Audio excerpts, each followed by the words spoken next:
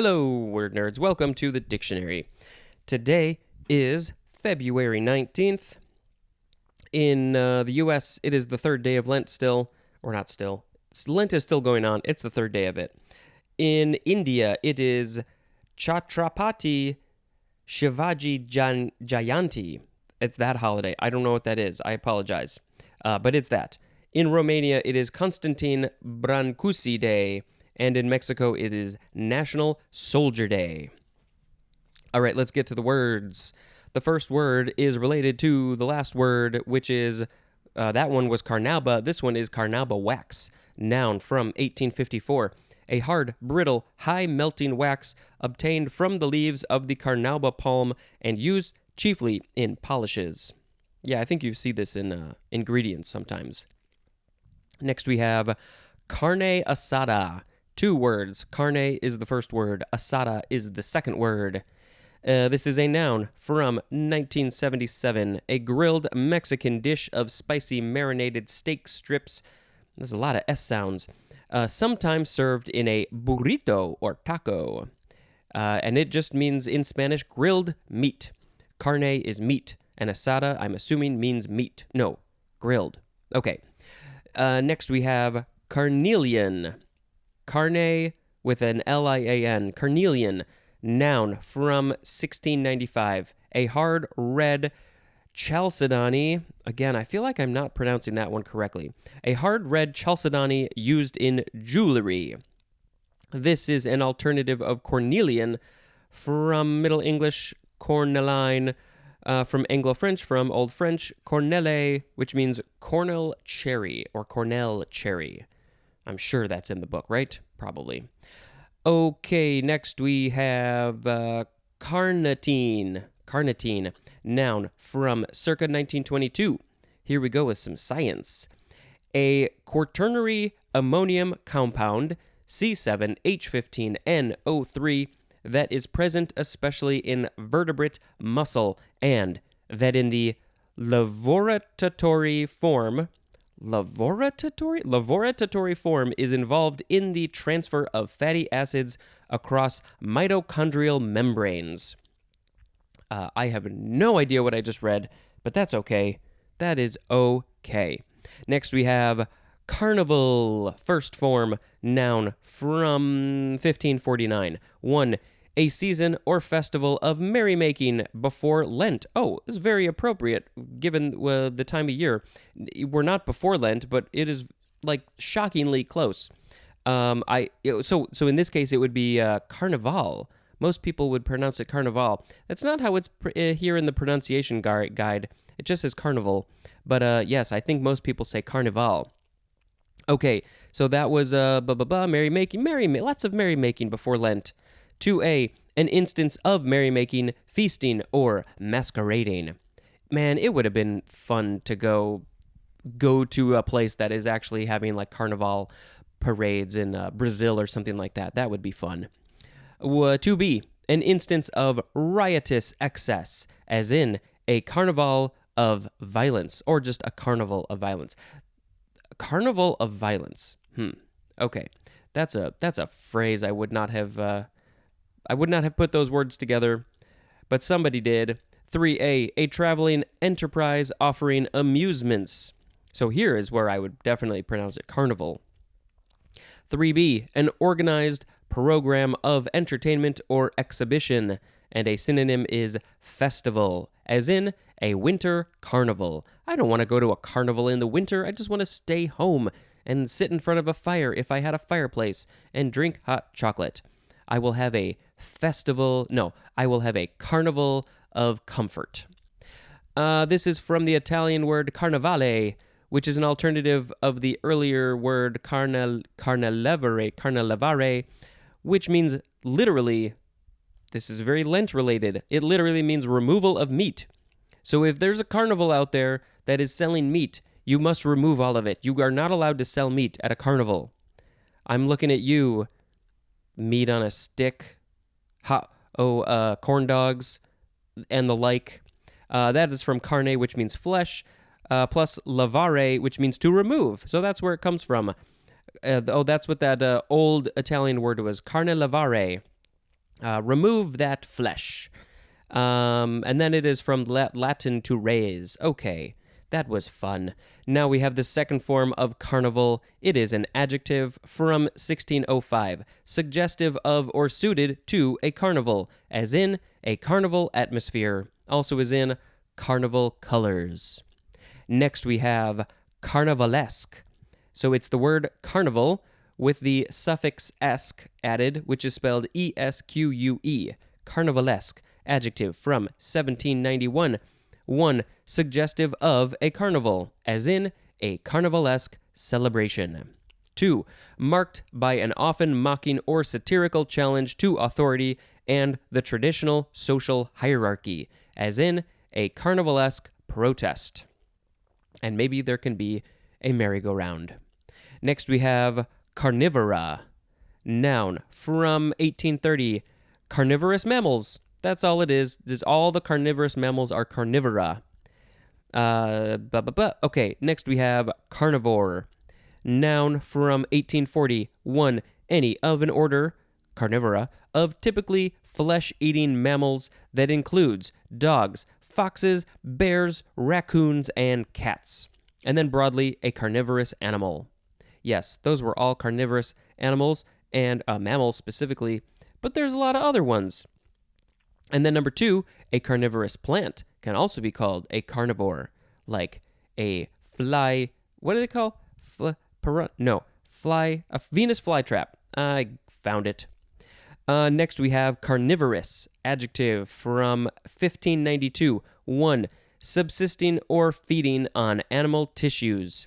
2 is talking about a plant subsisting on nutrients obtained from the breakdown of animal protoplasm, as of insects. Number 3, of or relating to the carnivores. And 4, the synonym is rapacious, RAPACIOUS. Carnivorously is an adverb, carnivorousness is a noun, and carnivory is a noun. I have never heard that, carnivory. Yep, we are good for that. Now we are moving on to carnosaur, noun from 1952. Any of a group of very large theropod dinosaurs as a tyrannosaur. And the group name is Carnosauria. So all of those meat-eating dinosaurs are carnosaurs. Next we have carnotite, noun from 1899. A yellow to greenish-yellow mineral consisting of a radioactive hydrous vanadate of uranium and potassium that is a source of radium and uranium. Radium and uranium, there's lots of radiums in the world, and a couple of them are radium and uranium and potassium. This is from M.A. Carnot, or Carnot, who died in 1920, was a French Inspector General of Mines. Not your brain mines, that's with a D. Mines, that's where they find the minerals and the rocks and the stones. Okay, next is Carney. You can spell it 3 ways: C-A-R-N-Y, C-A-R-N-E-Y, or C-A-R-N-I-E. Noun from circa 1933. Number 1 is the 3A definition for carnival, which was just a traveling entertainment offering amusements. Number 2 is a person who works with a carnival. I always think of Austin Powers when I think of this word, because he has that joke about carnies having small hands and smelling like cabbage. I don't know why, but that's what he said. Okay, next we have carob, C-A-R-O-B, noun from 1548. 1. A Mediterranean evergreen leguminous tree with racemose red flowers, and the scientific name is Caratonia siliqua. Number 2. A pod of the carob tree or its sweet pulp having a flavor similar to that of chocolate. And our last word is caroche or caroche, C-A-R-O-C-H-E, noun from 1591. A luxurious horse-drawn carriage. Oh, it is, and it sounds fancy too. It's a caroche. Yep, that is good for that. So we had carnauba wax, carne asada, carnelian, carnitine,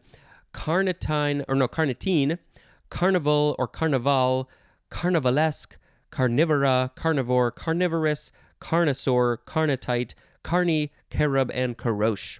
Well, I gotta pick carnival because, whoa, the etymology, it blew my mind. It means to remove flesh, to remove meat, getting rid of it, which is why it's related to Lent. And then you got a party. Ooh, hey, we're getting rid of all the meat. We're about to get rid of it, so let's eat it all up and have a party. But then it became into this thing that travels around with fun and games and amusements. But if they're selling meat, that's a problem.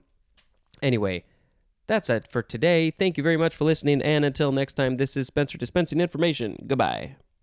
Hello, word nerds. Welcome to the dictionary.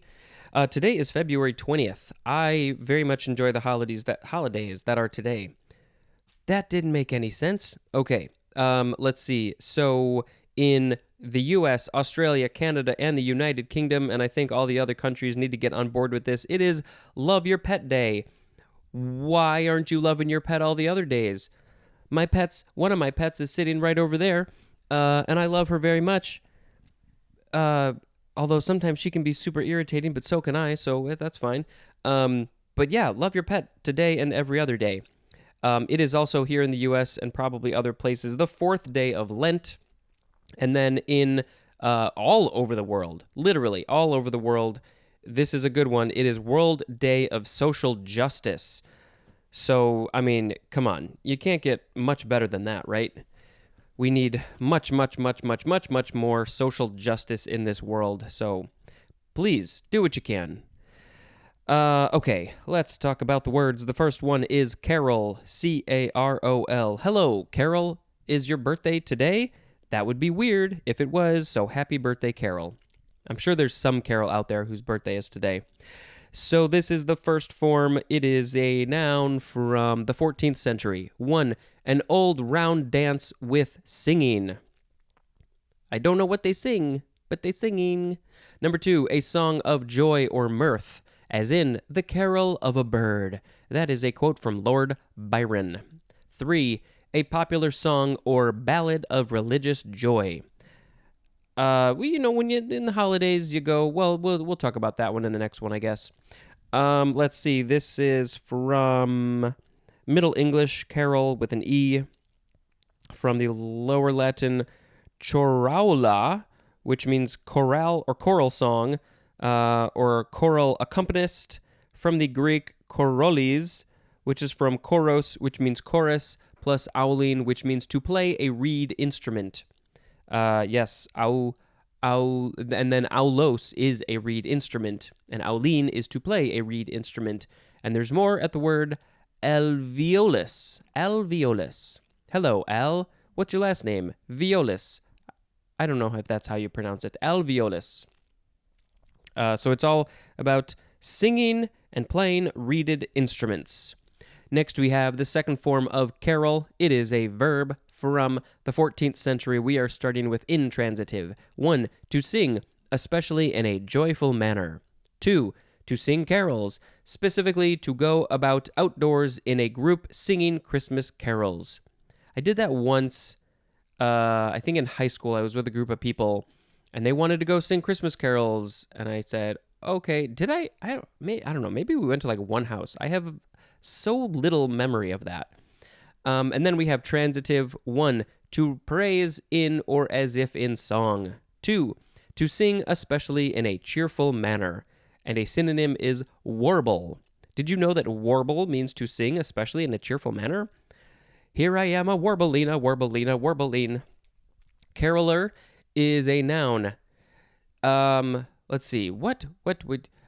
Well, I guess my favorite Christmas song would be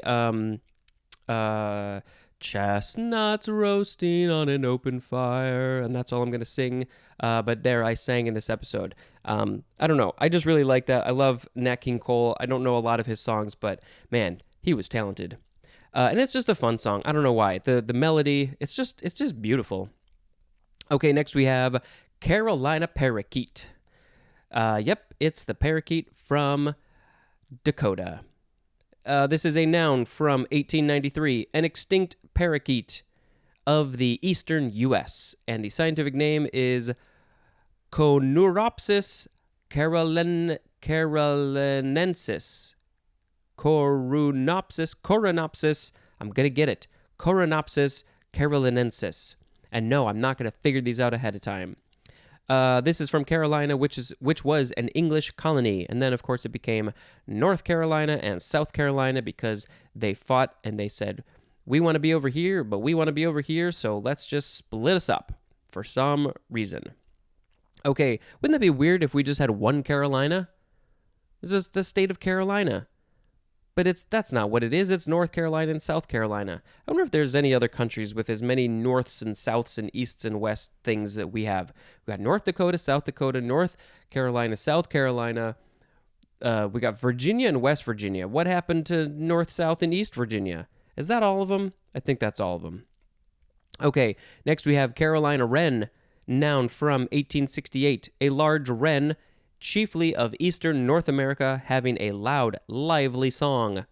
And the scientific name is Thyrothorus ludovicianus. Okay, so this would actually be a good place. There is another podcast called Songbirding. I think it's doing very, very well, and I think it's all about just the songs of birds. So maybe I will actually reach out to that guy and see if I can get a clip of a Carolina wren and that I can put in here. And if no song plays, then it didn't happen.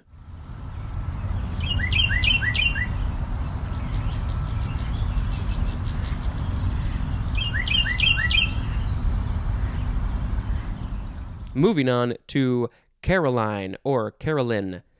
This is an adjective. I mean, it's also a name, but it's an adjective from 1652 of or relating to Charles. This is used especially with reference to Charles I and Charles II of England. How it became Caroline, I'm not sure, but it did. Doesn't tell me when Charles I and II were around, but I think it was probably starting around the 1650s. Next we have Carolingian or Carolingian. I feel like I read this before in some other one. Let's read it now. Adjective from 1881 of or relating to a Frankish dynasty dating from about AD 613 and including among its members the rulers of France from 751 to 987, of Germany from 752 to 911, and of Italy from 774 to 961. Frankish dynasty, I think that would that possibly mean French? Franco, I know that's Franco is in there somewhere. I don't know my European history so well. Yep, so they moved around or something. Carolingian is also a noun. So this is from it's from Charlemagne. That's all I'm gonna say, I think, because there's just a lot of information in there. Next we have carom, Carom, first form, noun from 1779. 1A, a shot in billiards in which the cue ball strikes each of two object balls. It hits both of them. Okay. 1B, a shot in pool in which an object ball strikes another ball before falling into a pocket. And then compare to the word combination shot, or the two words. And number 2, a rebounding, especially at an angle. Carom. There's another pronunciation, but it looks the same to me. I guess it's carom? Anyway, this is by shortening and alternating form from the obsolete carambole, which is from the Spanish carambola. Yeah, I'm not very good at billiards. I do like to try to do those combination shots, but I'm very, very bad at them. But it's all science and it's all angles and geometry and stuff. So I guess the cue ball could hit two balls, or the cue ball could hit a ball and then that hits another ball. Okay, next is the second form of carom, intransitive verb from 1860. 1, to strike and rebound. Synonym is glance, as in the car caromed off a tree. I don't know, something that doesn't seem right with that word. I want to say careem, but that's not the word carom. It's just carom. Okay, 2, to make a carom. I guess that would be in billiards. 3, to proceed by or as if by caroms, as in carom from city to city. I'm just bouncing back and forth from city to city. Reminds me of the movie Fight Club. Next we have carotene, noun from 1861. Any of several orange or red crystalline hydrocarbon pigments, as C40, H56, that occur in the chromoplasts of plants and in the fatty tissues of plant-eating animals and are convertible to vitamin A, and compared to the synonym beta-carotene. This is from the Latin carota, which means carrot. And of course, we all know that carrots are orange, usually, and you get the carotene in your carrots, and you gotta eat them. We got some carrots that we gotta eat up, and they're very healthy for you. Next, we have carotenoid. Carotenoid. This is a noun from 1911. Any of various, usually yellow to red pigments, as carotenes, found widely in plants and animals and characterized chemically by a long aliphatic polyene chain composed of 8 isoprene units, and carotenoid is also an adjective. Next we have carotid, C-A-R-O-T-I-D, adjective from 1543, of relating to or being the chief artery or pair of arteries that pass up the neck and supply the head. These are very important. Carotid is a noun. Yes, so they send the blood to your brain, and if they don't work, you don't get blood to your brain, and then your brain stops working, and that is very bad. This is, from the Greek carotides, which means carotid arteries, from karun, which means to stupefy, akin to the Greek kara, which means head, and there's more at the word cerebral. So it looks like the first part of this word, carotid, is about the head, because that's where the blood goes. And then lastly, we have carotid body, 2 words, noun from 1925. A small body of vascular tissue that adjoins the carotid sinus, functions as a chemoreceptor sensitive to change in the oxygen content of blood and mediates reflex changes in respiratory activity.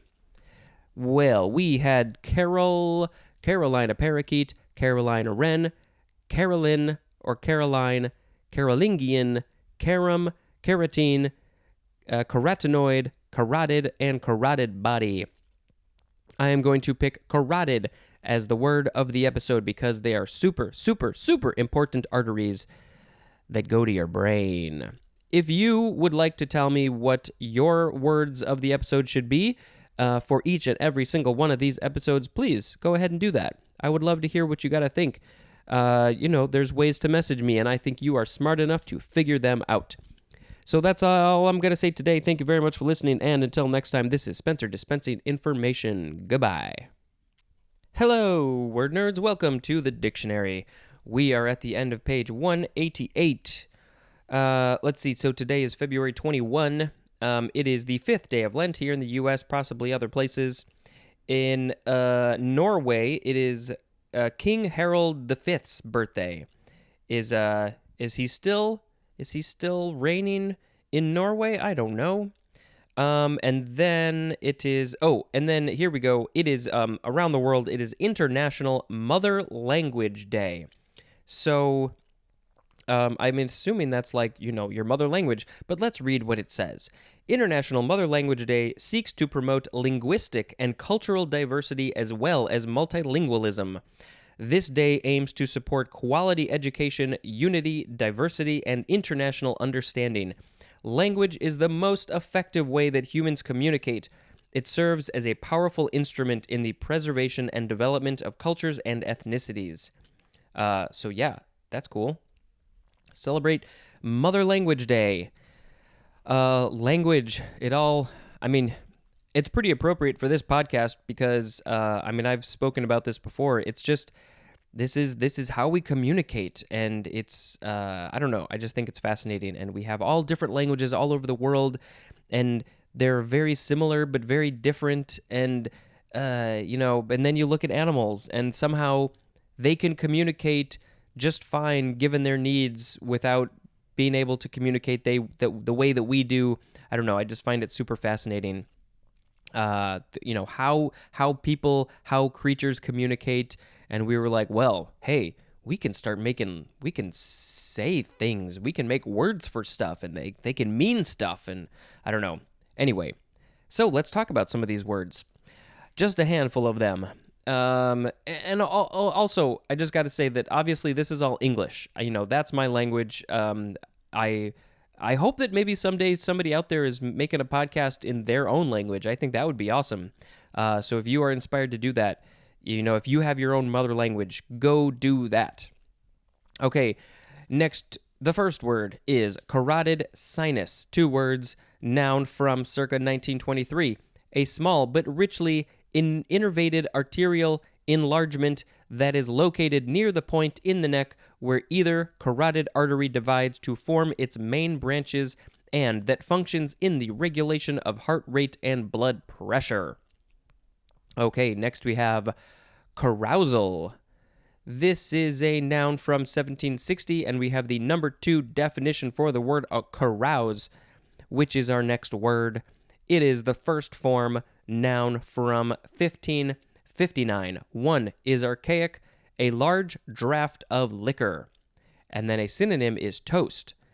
So we think of now toast as like toasting. We are going to clink our draughts of liquor together to toast. But I guess maybe an old definition of toast was also, this is the thing that you are drinking. I don't know. But then number 2, a drunken revel. And that is the same as the one that we just read, carousal. It is a drunken revel. I think of the Hobbits when I think of that in the Green Dragon pub. They are always carousing. This is from Middle French carouse, which is all out. That's what it means, all out. And then in parentheses it says in boire carouse. That's a couple of French words. That means to empty the cup. So that's what this whole thing is. It's you empty the cup, you drink it up, you get drunk, and you are carousing. Okay, now we have the second form of carouse. So that one was a noun. You have a carouse. You are in a carouse. I don't know. This is the verb form from 1566, starting with intransitive. 1, to drink liquor freely or excessively. 2, to take part in a carouse. Also, engage in dissolute behavior. And then the transitive is obsolete, and it means to drink up. And a synonym is quaff, Quaff. I think of quaff as like hair or something, but I guess you drink up, you quaff, you carouse. Carouser is a noun. Next we have carousel. Carousel, you could say carousel. There's a couple slightly different ways to pronounce it, but you get the idea. This is a noun from 1650. 1, a tournament or exhibition in which horsemen execute evolutions. What is an evolution in this case? But the horsemen are doing it. Number 2, a synonym is merry-go-round. Yes, there's 2 names, carousel. So the original definition with the tournament and the exhibition, are they literally going round and round? Is that where we get the carousel from? Whoa, I just got my mind blown again. Which is funny because it is very much related to carnival, which is the other word 2 episodes ago where my mind was blown, and carousels are at carnivals. How did this happen? Okay, so number 2A was the merry-go-round synonym. 2B is a circular conveyor, as in the luggage carousel at the airport. 2C, a revolving case or tray used for storage or display. So yeah, I think the horsemen would just go around and round. Was it like they were literally just showing off, like before the tournament? They would just go around so people could see them and say, yay, yeah, you yellow horseman guy, let's do this, woo! That's so interesting. Okay. It's from the Italian carosello. Next, we have the word carp. First form, intransitive verb from the 14th century. To find fault or complain querulously. Querulously. That's, you are complaining querulously. Carper is a noun. This is of Scandinavian origin, akin to the Icelandic word karpa with a K, which means to dispute. Second form of carp is a noun from 1904, and the synonym is complaint. So a carper is giving a carp. Third form of carp is a noun from the 15th century. Two definitions. The first one is long. Number one, a large, variable Asian, soft-finned freshwater chiropnid or cypripnid fish of sluggish waters that is often raised for food and has been widely introduced into U.S. waters. Also, any of various related chiropnid fishes, as the grass carp. I don't know if it's chiropnid or cypripnid. It's CY. I think it's cypripnid. I don't know. But the scientific name is Cyprinus carpio. And then number two, a fish, as the European sea bream, resembling a carp. But it's not a carp, but it resembles a carp.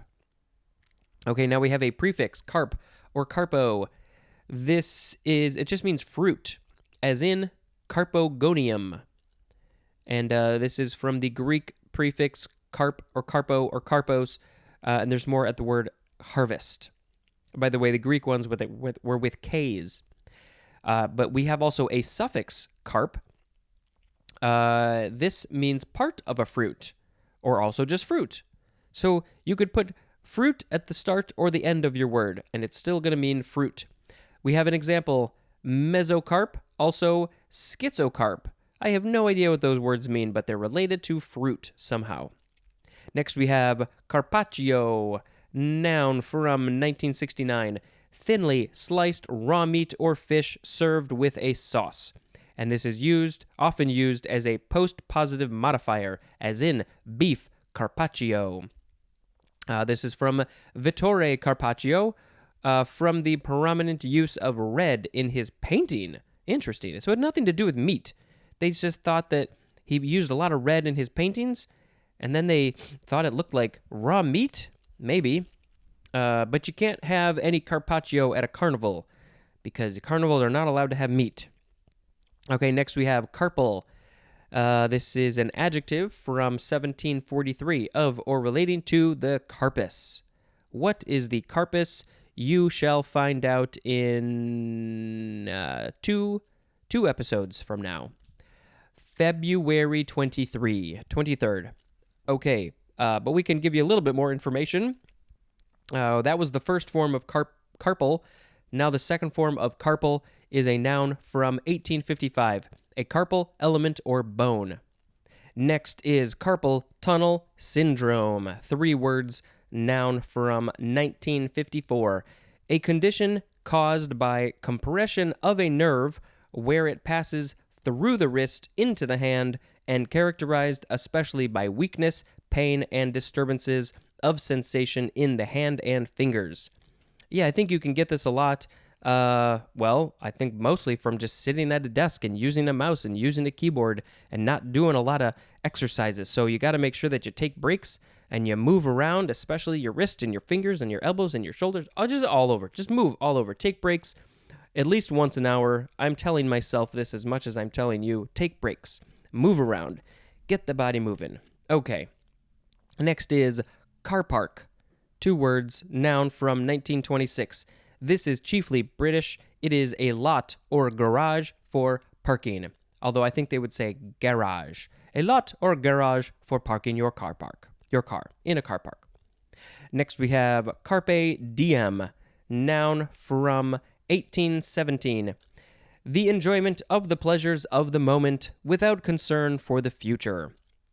I was always told this meant seize the day, but it says literally in Latin it means pluck the day. I had no idea. You always see it say seize the day, but it means pluck the day. So I think they should change all those bumper stickers to say pluck the day. I actually took Latin in high school for a couple of years, and this was one of the words, one of the things we learned. Carpe diem, it means seize the day. But I guess they failed to tell me it means pluck the day. Although maybe she told us. I don't remember. Okay, Next, we have carpel with a P-E-L, noun from 1835. One of the ovule-bearing structures in an angiosperm that comprises the innermost whorl of a flower, compared to the word pistil, P-I-S-T-I-L. Carpellary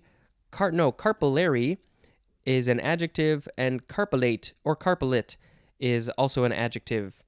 And this is from the Greek karpos, which means fruit.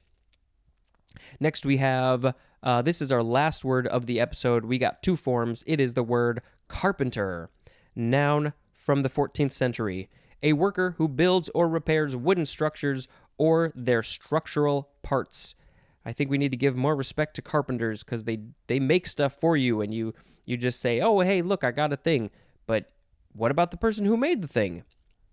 This is from Middle English, from Anglo-French carpenter, from the Latin carpentarius, which means carriage maker. So that's how it started. From carpentum, which means carriage, of Celtic origin, akin to the Old Irish carpat, which means chariot, or the word car, which means vehicle, and there's more at the word car. So was Jesus making chariots and carriages? Somehow I think not. Next is the second form of carpenter. It is a verb from circa 1815, starting with intransitive, to follow the trade of a carpenter, as in carpentered when he was young. You don't usually hear this as a verb, I don't think. Now we have transitive. Number 1, to make by or as if by carpentry. Number 2, to put together, often in a mechanical manner, as in carpentered many television scripts. Okay, so we had carotid sinus, carousal, carouse, carousel, carpaccio, carpal tunnel syndrome, car park, carpe diem, carpel, and carpenter. Well, I was very tempted to pick carousel as the word of the episode because that was very interesting, but I am going to pick carpe diem as the word of the episode because I very much like the idea of this.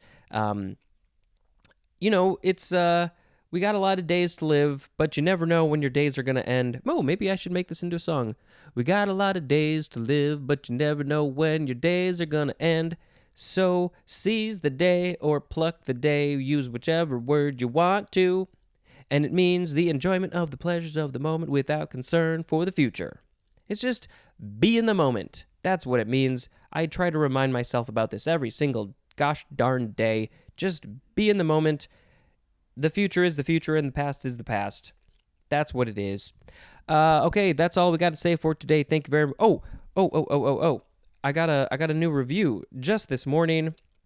I should have, I record 4 in a row, so I should have read this a few episodes ago, but that's okay. We'll read it now. This was a very nice review, 5 stars. It just says words. Oh, this is from The Man 3388, actually. 2 3s, 2 8s. Was that confusing? No, not at all. I love this podcast. I have listened up to 247. Well, you are way behind because we are in the 700s.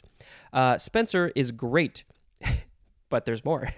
He needs to remember to copy the language abbreviation page, but otherwise this podcast is awesome, and every once in a while you will learn a new word that you can use in everyday conversation or to impress your smart friends. Yes, I love that part of it, and I also love in addition to just learning a new word, learning where a word came from.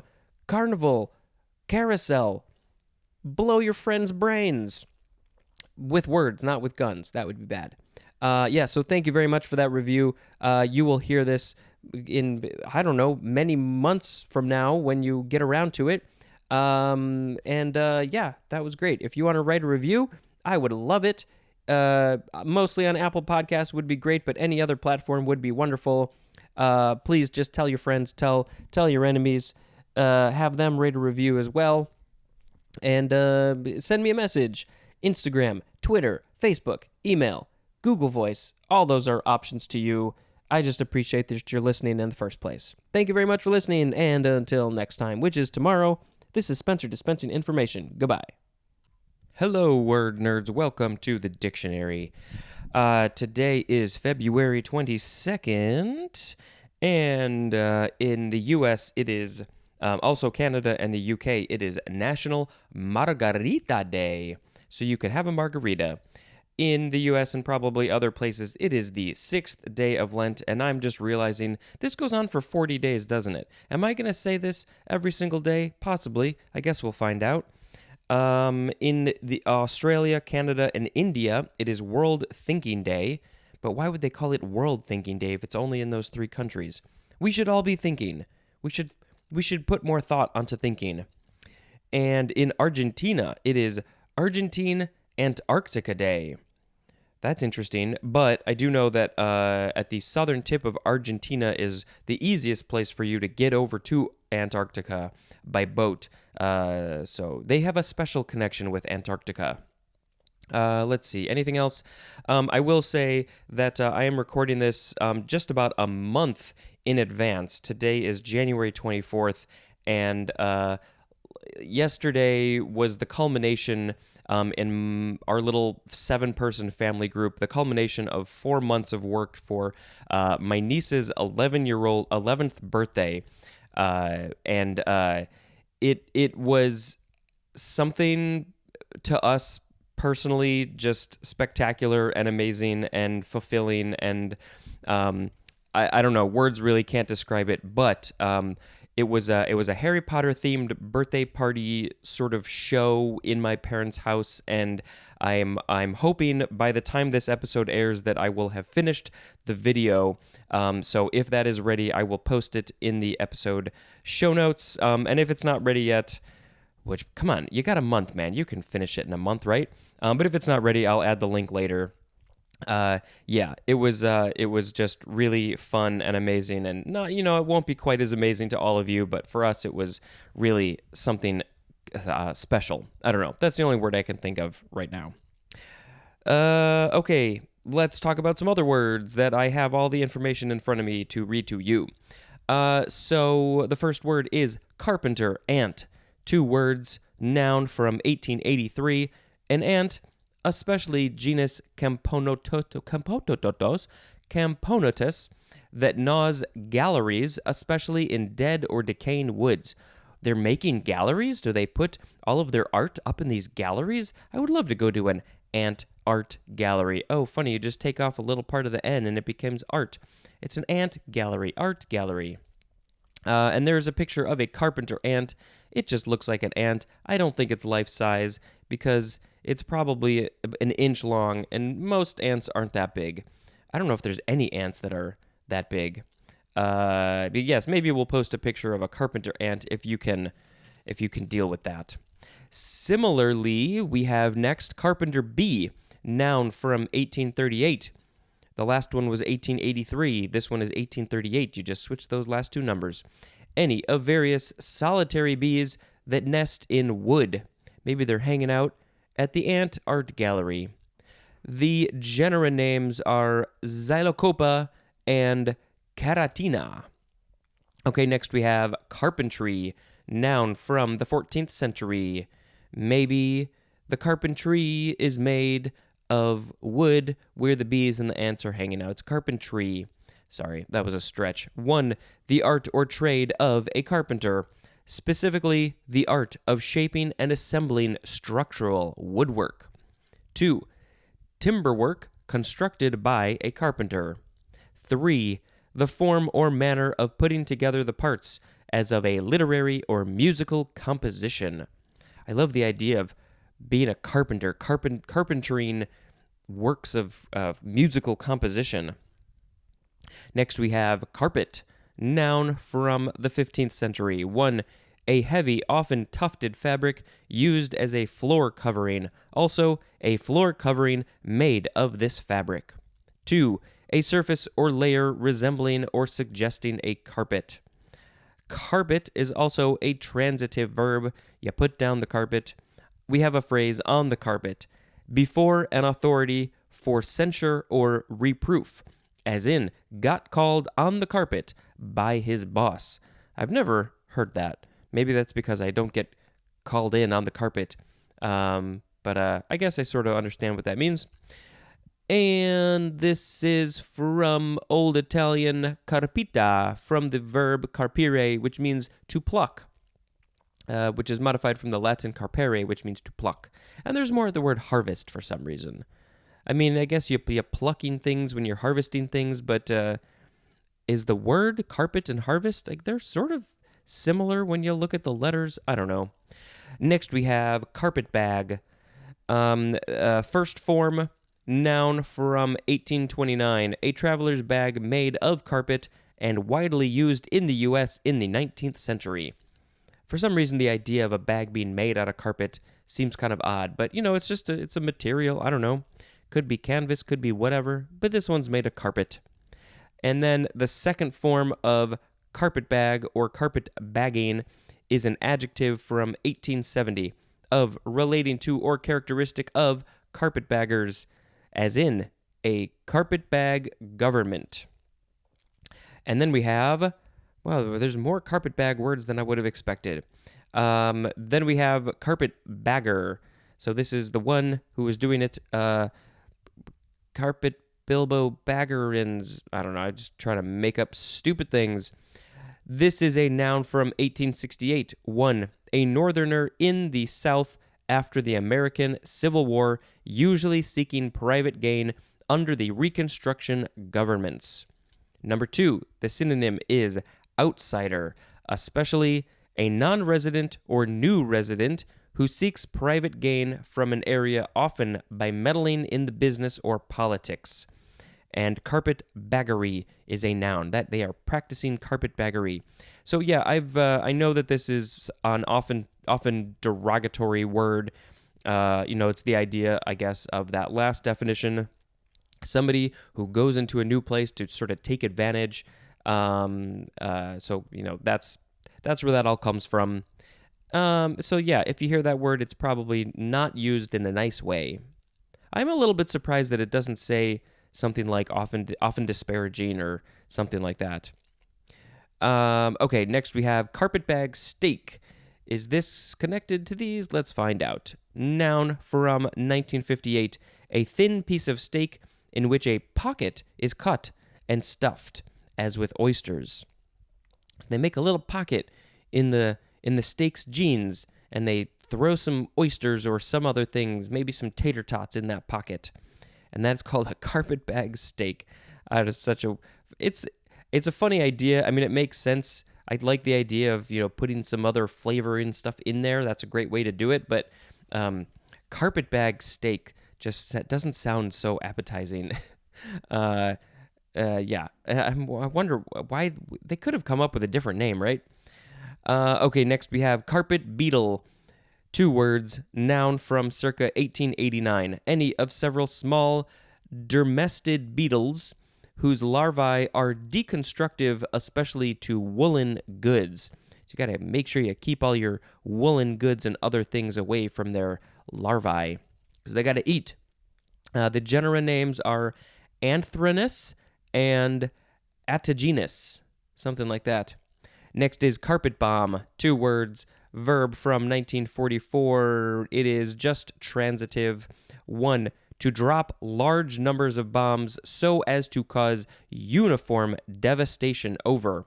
And then the example, what is it over? It is over a given area. I don't know why they had to put that in there. They could have just left the parentheses out.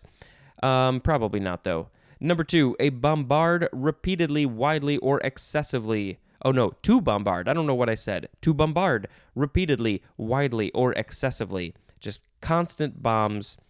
As in, carpet bomb the country with advertising. Well, that's much better than actual bombs, but we get too much advertisements, I think. Next is carpeting, noun from 1758. Material for carpets, also the synonym carpets. Next is carpetweed, 1 word, noun from 1784, a North American mat-forming weed. That's the end of that sentence. Ooh, excuse me. And then we have some parentheses. We have the scientific name Malugo verticillata. That is of the family Oizoaceae. and that is the carpet weed family. It's a whole family of these weeds that make this sort of carpet. Maybe you can just go lay down and have a nap on them. That would be nice. Next is a suffix, carpic, C-A-R-P-I-C. You put that at the end of the words, and the synonym is another suffix, carpus, C-A-R-P-O-U-S, which I think will be in the next episode. And then the example is monocarpic. But I can tell you, also, if you remember from, I think, the last episode, the carp part of it means fruit. So, yeah, this is from the Greek karpos, which means fruit. So it's fruit-related. Next, we have carpine, C-A-R-P-I-N-G, adjective from 1567, marked by or inclined by querulous and often perverse criticism. And then a synonym is the word critical. You were being very critical when you were carping. I'm having a deja vu. I feel like we had another similar word that was sort of along those same lines. Carpingly is an adverb. Next we have carpagonium. Carpogonium, noun from 1882. The egg-bearing portion of the female reproductive organ in some red algae. We're talking about algae.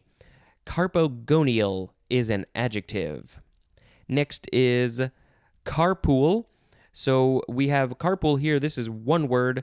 And then our last word, our next one, is carpool with two words. It's with a space. Carpool.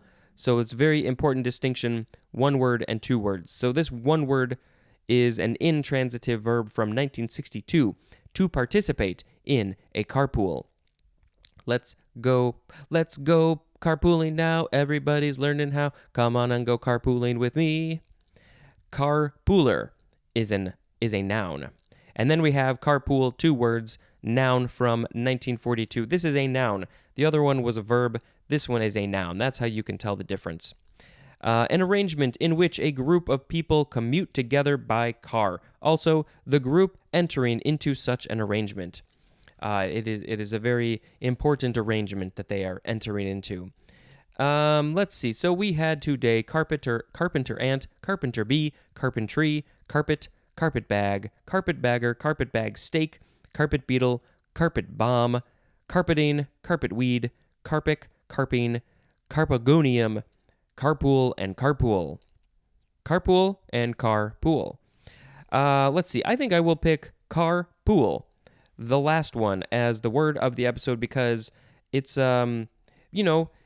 this is a very simple thing that people could do to help the environment, to lower their carbon footprint. I don't know why more people didn't do this. Taking a bus is another really good way. Taking a bike is another good way. These days, though, can't really do that. But the flip side is that a lot more people are staying at home, so they're not driving in the first place. So that's good. But it's not enough. We gotta do more. So carpool is the word of the episode. Thank you very much for listening. And until next time, this is Spencer dispensing information. Goodbye. Hello, word nerds. Welcome to the dictionary. I just want to see how low I could go because it's still pretty early in the day. Today is February 23rd. It is the 7th day of Lent.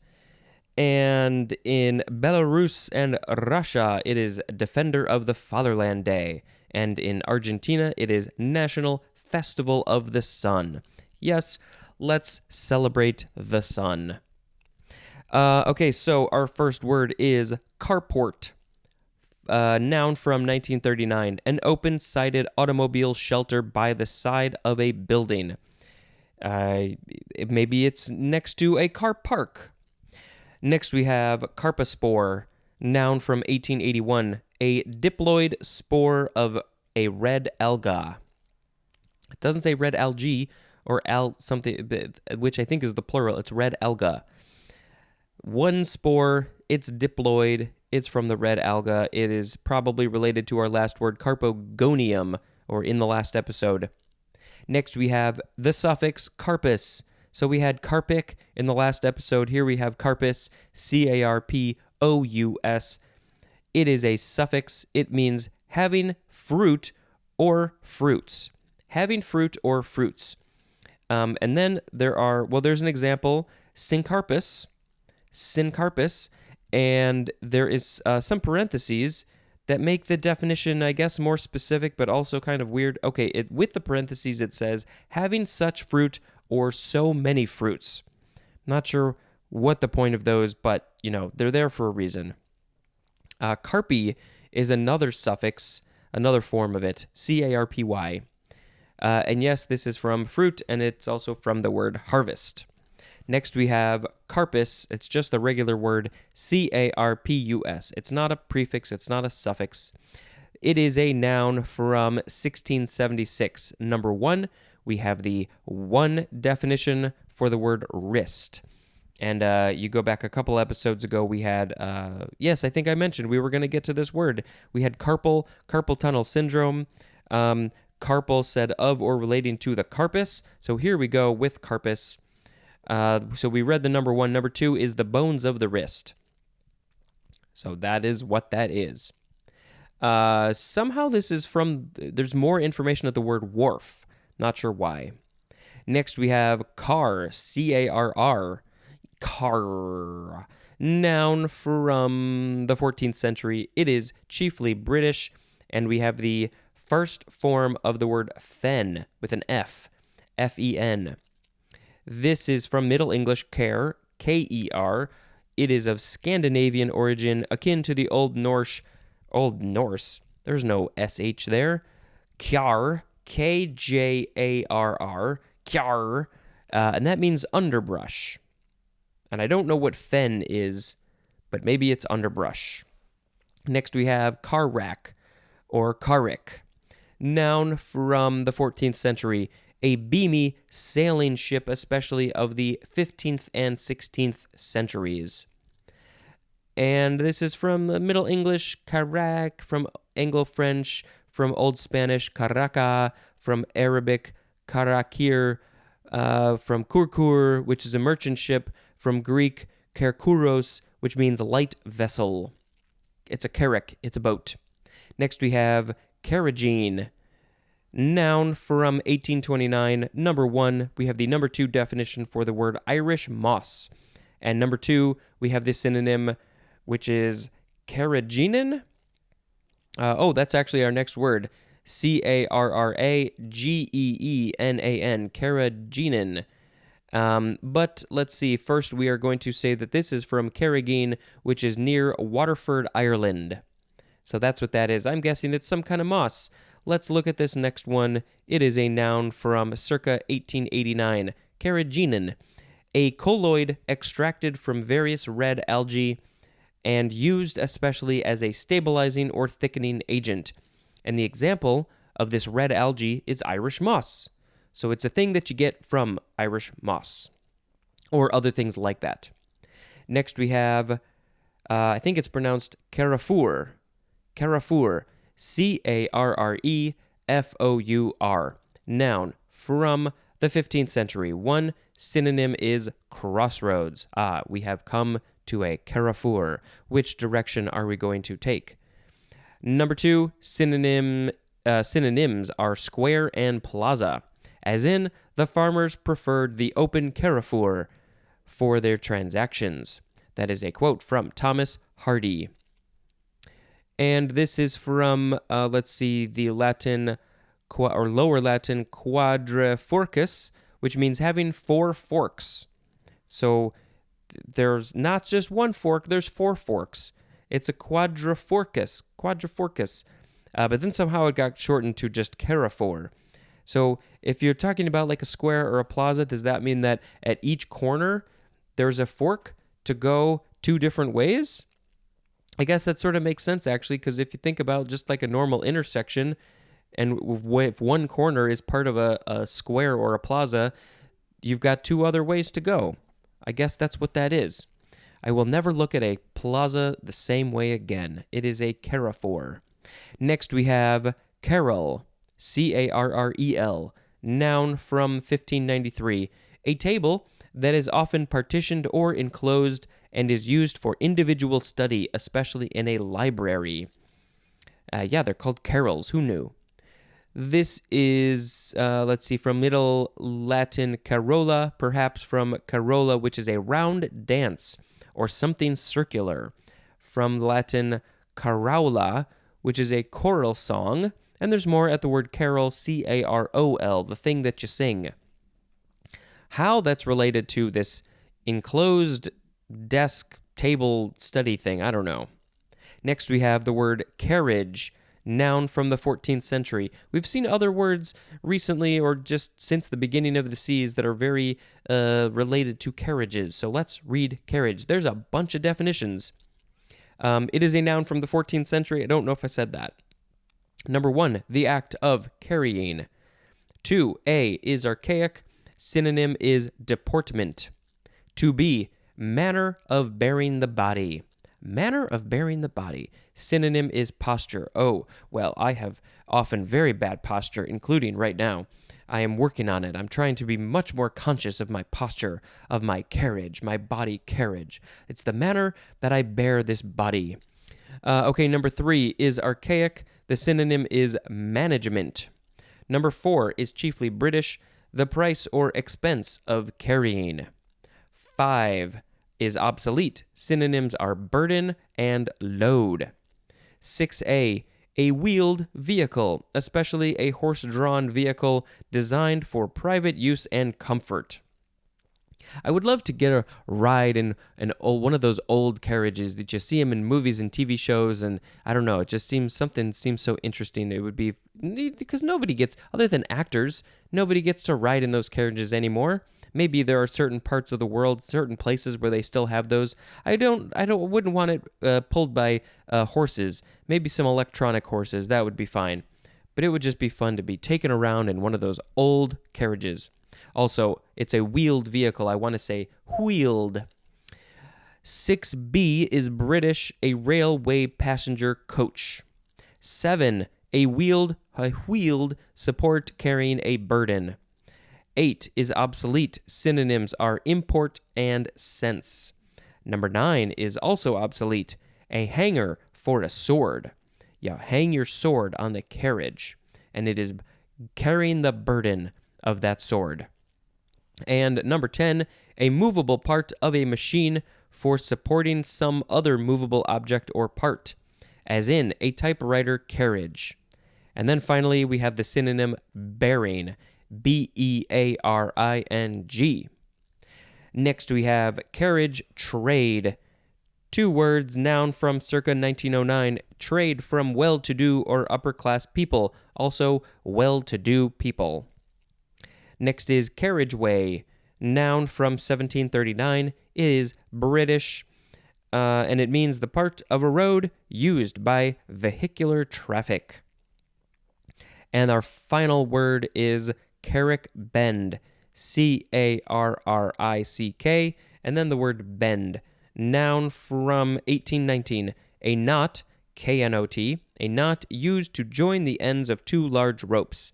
And then you got to go see the knot illustration. This is from English, obsolete English, carrick with an I, just carrick, which means carrick. That wasn't helpful at all. Thank you for that. So we had carport, carpospore, carpus, car, carrick, or carrick, carragine, carraginin, carrefour, carol, carriage, carriage trade, carriageway, carrick bend. I think I shall pick. I think I kind of liked carrefour as the word of the episode. That was my favorite one. I liked the etymology. I liked what it meant. I like to learn new things like that. Also, the etymology was very specific and it helped. Well, I don't think I really sang anything, did I? So I guess that means I have to make up a song about carrefour. Do I really have to do this? It's a party, I don't know. 4 forks in a quadriforcus, and it's a carrefour. I was close enough. Thank you very much for listening, and until next time, this is Spencer dispensing information. Goodbye. Hello, word nerds. Welcome to the Dictionary Podcast. It's just called the Dictionary. Thank you for joining me. Let us talk about the things that are happening today, February 24th. It is the 8th day of Lent. In Estonia, it is Estonian Independence Day. Oh, congratulations, Estonia, for finally getting your independence. When did you get your independence? 1918. So it's been 103 years. And what else is it? It is, in India, it is Central Excise Day. EXCISE, Central Excising the central of something? I don't know. In Romania, this is a cool name, Dragobeat or Dragobete, something like that. And in Mexico, it is National Flag Day, so go celebrate the flag. And then in Canada, it is Pink Shirt Day. What is Pink Shirt Day? It's a raise awareness for of bullying. That's good. So you wear a pink shirt. I hope lots of people are wearing pink shirts today, and I just think it's kind of funny. Also, that on this page there is an ad, and there's a couple people wearing green shirts, but it says Pink Shirt Day, and they really missed the mark on that one. They could have put in some pink shirts. So the first word for today is carrier, carrier. It is a noun from the 14th century. We are starting at the bottom of the first column, moving over to the second column. Number one that carries. Synonyms are bearer and messenger. 2A, an individual or organization engaged in transporting passengers or goods for hire. 2B, a transportation line carrying mail between post offices. 2C, a postal employee who delivers or collects mail. 2D, one that delivers newspapers. 2E, an entity as a whole or an electron capable of carrying an electric charge. An entity capable of carrying electric charge. It could be an electron. It could be a hole. Literally, it's just a hole. That's that for that. 3A, a container for carrying. Yes, the carrier carries stuff. 3B, a device or machine that carries. And a synonym is conveyor. 4, synonyms, just one synonym, aircraft carrier. 5A, a bearer and transmitter of a causative agent of an infectious disease, especially one who carries the causative agent of a disease systemically, but is asymptomatic or immune to it. Ah, yes, asymptomatic carriers. That is a thing that we have learned all about recently, well, a year ago. Wow, it's been almost a year, basically. It's been over a year for some people. 5B, an individual having a specified gene that is not expressed or only weakly expressed in its phenotype. And then the example they give as about the individual is one heterozygous for a recessive trait. Yeah, it's all about genetics. 6A, a usually inactive accessory substance. Synonym is vehicle.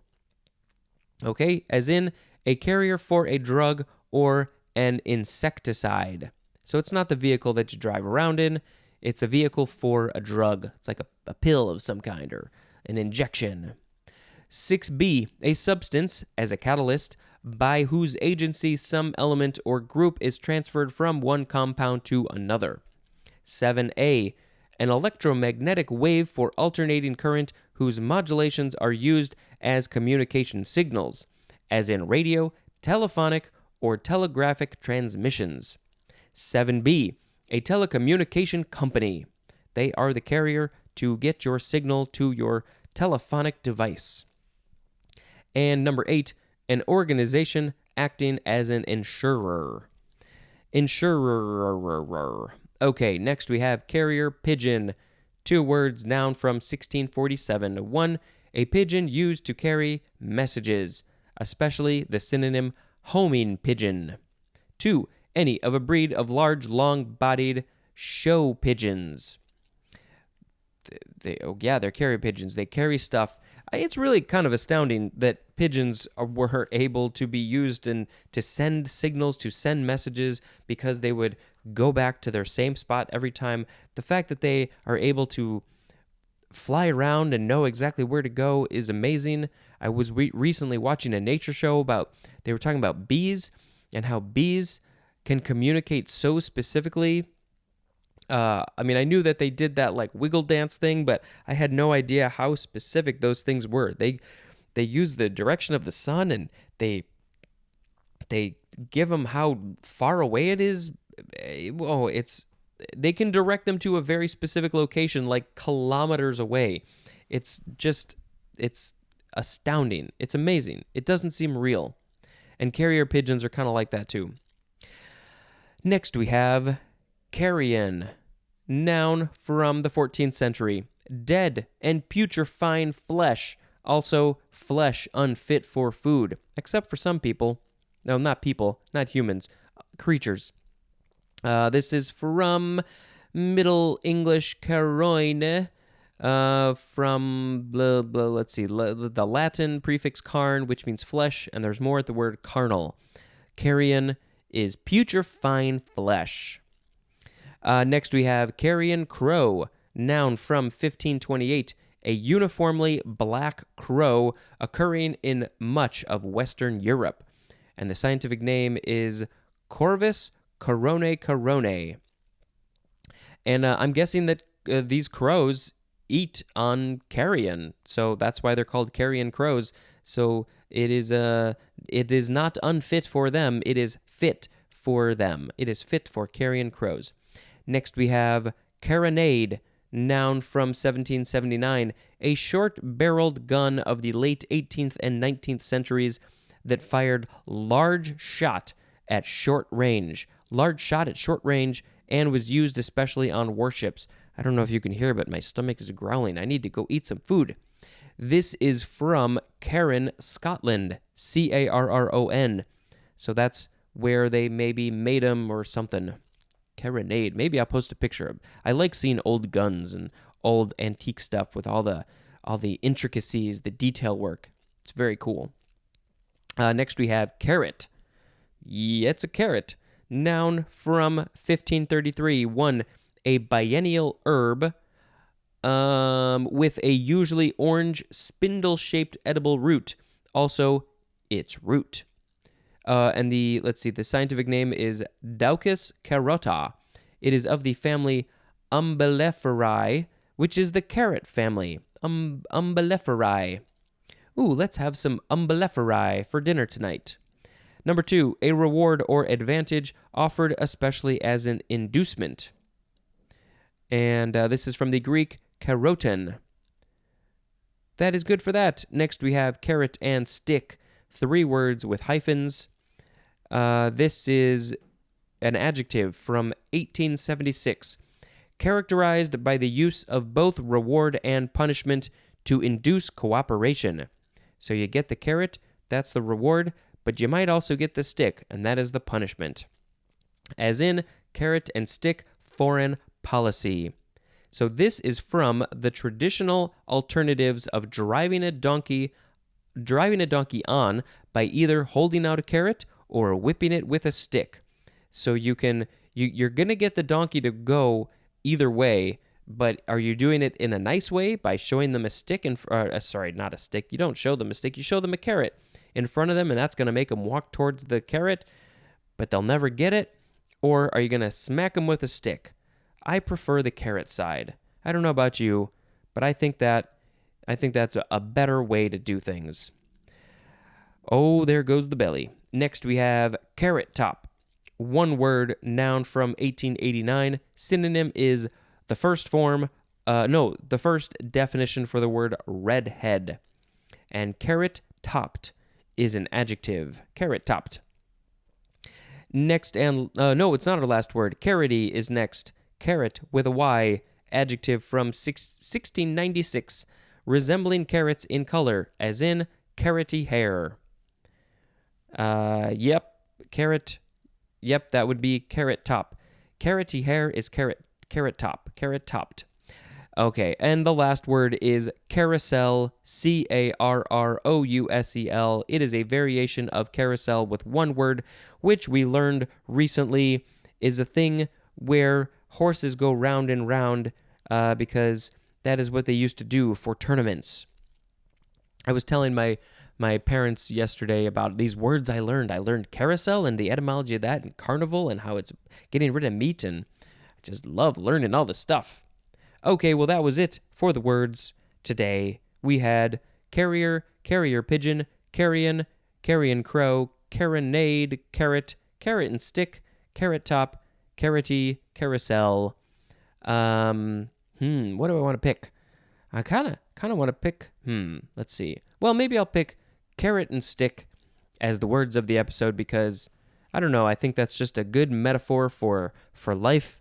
There's good things and bad things, and you got to deal with both often, and you can be the one who is receiving the carrot and stick, or you can be the one who is giving the carrot and the stick, and you got to choose one or the other. What kind of person are you going to be? Are you going to be a person who gives out the carrot, or are you going to be a person who gives out the stick? You decide. Do I have to sing something? I don't know. I kind of like the phrase, dead and putrefying flesh. We're going to end it there. Thank you very much for listening, and until next time, this is Spencer, dispensing information. Goodbye. Hello, word nerds. Welcome to the dictionary. We are at the end of page 189. If you would be so kind, I would sure love a review. You could rate it and review it, and that would be wonderful to have that. You can also become a member of the Patreon. The link is in the episode description. You can get episodes super early. I think there might be a couple exclusives. I should probably put some more exclusives up there, but there's only one guy so far, so maybe we'll hold off on that. Share this. Tell other people about it. Go do that. I think that's probably fine. And if you want to just send me a message and tell me what you think the word of the episode should be, you can message me or email me or leave me a voicemail. Today, in the U.S. and probably other places, is the 9th day of Lent for the Christians who observe it. I am not that, but some people do, and that's cool. In India, it is Hazrat Ali's birthday today. So happy birthday, Hazrat Ali. I don't know how old you are. You might be dead. I don't know. Usually for people, when you get a whole day, they're usually dead. So maybe he's like 400 years old. I don't know. Something I should learn. Okay, the first word is the word that is going to take up the vast majority of this episode. It is the word carry, Carry. It is not the wonderful guest that I have had on here, Carrie Weeder. It is not her, spelled differently. It would be good to have her on this episode, though, I guess. But, oh well. This is the first form. It is a verb from the 14th century. We are starting with transitive. At some point, 3/4 of the way through, maybe, we're going to get to the intransitive. But boy, there's a lot of definitions. All right. Number 1, to move while supporting. Synonym is transport, as in her legs refused to carry her further. Come on, legs, get with the program. The synonym, no. That is a quote from Ellen Glasgow. Her legs refused to carry her further. Ellen Glasgow, what were you talking about? Number 2, to convey by direct communication, as in carry tales about a friend. That is not a quote, supposedly, but it is a very interesting example. Carry tales about a friend. Oh, tales, I should probably say, is Tales, not the tails on your butt. Number 3 is chiefly dialect. I don't know what dialect, where, but the synonyms are conduct and escort. 4, to influence by mental or emotional appeal. Synonym is sway. 5, to get possession or control of. Synonym is capture, as in carried off the prize. I have captured that prize. I won it at a carnival game by throwing balls to make the things fall over, and I won the giant bear, and I am carrying it away. Number 6, to transfer from one place, as a column to another, maybe to another column. As in carry a number in adding. That's the column that we're talking about. When you're adding things up and there's maybe 3 spots, you got the singles and the tens and the hundreds, and you're carrying, you carry the 1. See? How old were you when you learned that? 6? 7? Something like that. Number seven. To contain and direct the course of, as in the drain carries sewage. Thank you, drain, for carrying the sewage, because none of us want to do that. 8a. To wear or have on one's person. To wear or have on one's person. That is your body. 8b. To bear upon or within one, as in is carrying am I reading this correctly? Yes. Is carrying an unborn child. You could also say they are pregnant. 9a. To have or bear, especially as a mark, attribute, or property, as in carry a scar. Could be a physical scar, could be a mental scar. 9b. Synonyms are imply and involve, as in the crime carried a heavy penalty. Then maybe you shouldn't have committed the crime. 10. To hold or comport in a specified manner. And the example is as one's person. To hold or comport as one's person. 11. To sustain the weight or burden of, as in pillars carry an arch. Also as in is carrying a full course load. 12. To bear as a crop. 13. To sing with reasonable correctness of pitch, as in carry a tune. I think I can carry a tune. I think I'm reasonably good with pitch. Definitely not great. Definitely lots of people are way better than me, but I know that I'm better than some. 14a. That's, I sometimes sing in here, and I think I do okay. I'm not great. I do okay. What am I going to sing in this episode? Nobody knows. I don't even know. 14a. To keep in stock for sale. 14b. To provide sustenance for, as in land carrying 10 head of cattle. So the land can hold 10 cows? You probably don't need that much land, right? How much land do you need for 10 head of cattle? That is the puzzle of the day. 14c. To have or maintain on a list or record, as in carry a person on a payroll. Also, as in carried 6 guards on the team. 15. To be chiefly or solely responsible for the success, effectiveness, or continuation of, as in a player capable of carrying a team. Maybe their team has 6 guards. Also as in her performance carried the play. Well, good for her. 16. To prolong or maintain in space, time, or degree, as in carry a principle too far. Also as in carry the wall above the eaves.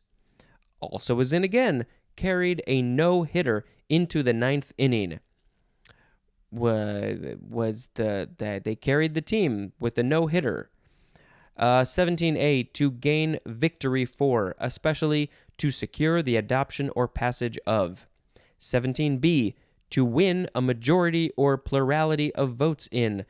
And then the example as a legislative body or a state.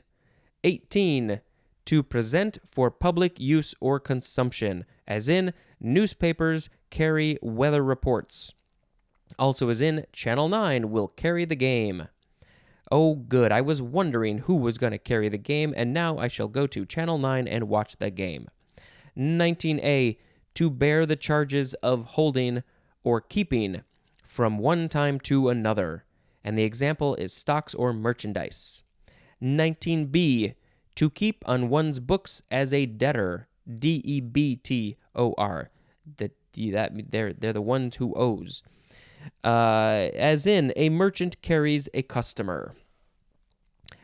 20. To hold to and follow after. The example is a scent. Ooh, I smell. To hold to and follow after. I'm carrying a scent. The air is carrying a scent on the air. That's redundant, and I shall follow it, because maybe it is a pie cooling on somebody's windowsill, and I shall go eat the pie. 21. To hoist and maintain in use, and the example is a sail, like a boat sail. carry the sail. I feel like they would probably say that. 22, to pass over at a single stroke in golf.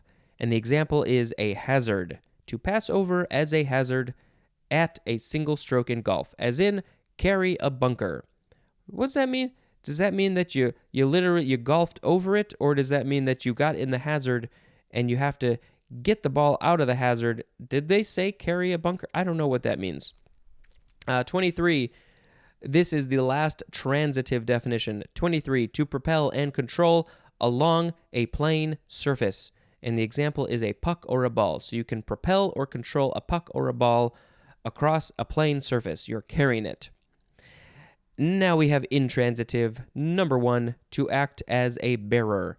2a, to reach or penetrate to a distance, as in voices carry well. Also as in fly balls don't carry well in cold air. Do they just drop to the ground? Eventually. 2b, to convey itself to a reader or audience. 3, to undergo or admit of carriage in a specified way. 4 is talking about a hunting dog, to keep and follow the scent. 5, to win adoption, as in the motion carried by a vote of 71 to 25.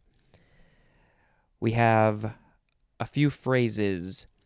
Carry a torch or carry the torch. Number 1, synonym is crusade. Number 2, to be in love, especially without reciprocation. Also, cherish a longing or devotion, as in still carrying a torch for a former lover. The flame is alit. Also, we have the next phrase, carry the ball, to perform or assume the chief role, bear the major portion of work or responsibility. Like, she carried the play, or they carried the team. You carry the ball. And then our last phrase, carry the day. Synonyms are win and prevail. This is from Middle English carrion, from Anglo-French carriere, which means to transport, from carre, which means vehicle, from the Latin carus, and there's more at the word car. Now we have the second form of carry, noun from 1858. 1, carrying power, especially the range of a gun or projectile or of a struck or thrown ball. 2a, synonym is portage. 2b, the act or method of carrying, as in fireman's carry. Is that when you grab each other's arms and you can sit a person in there? Is that a fireman's carry? 2c, the act of rushing with the ball in football, as in averaged 4 yards per carry.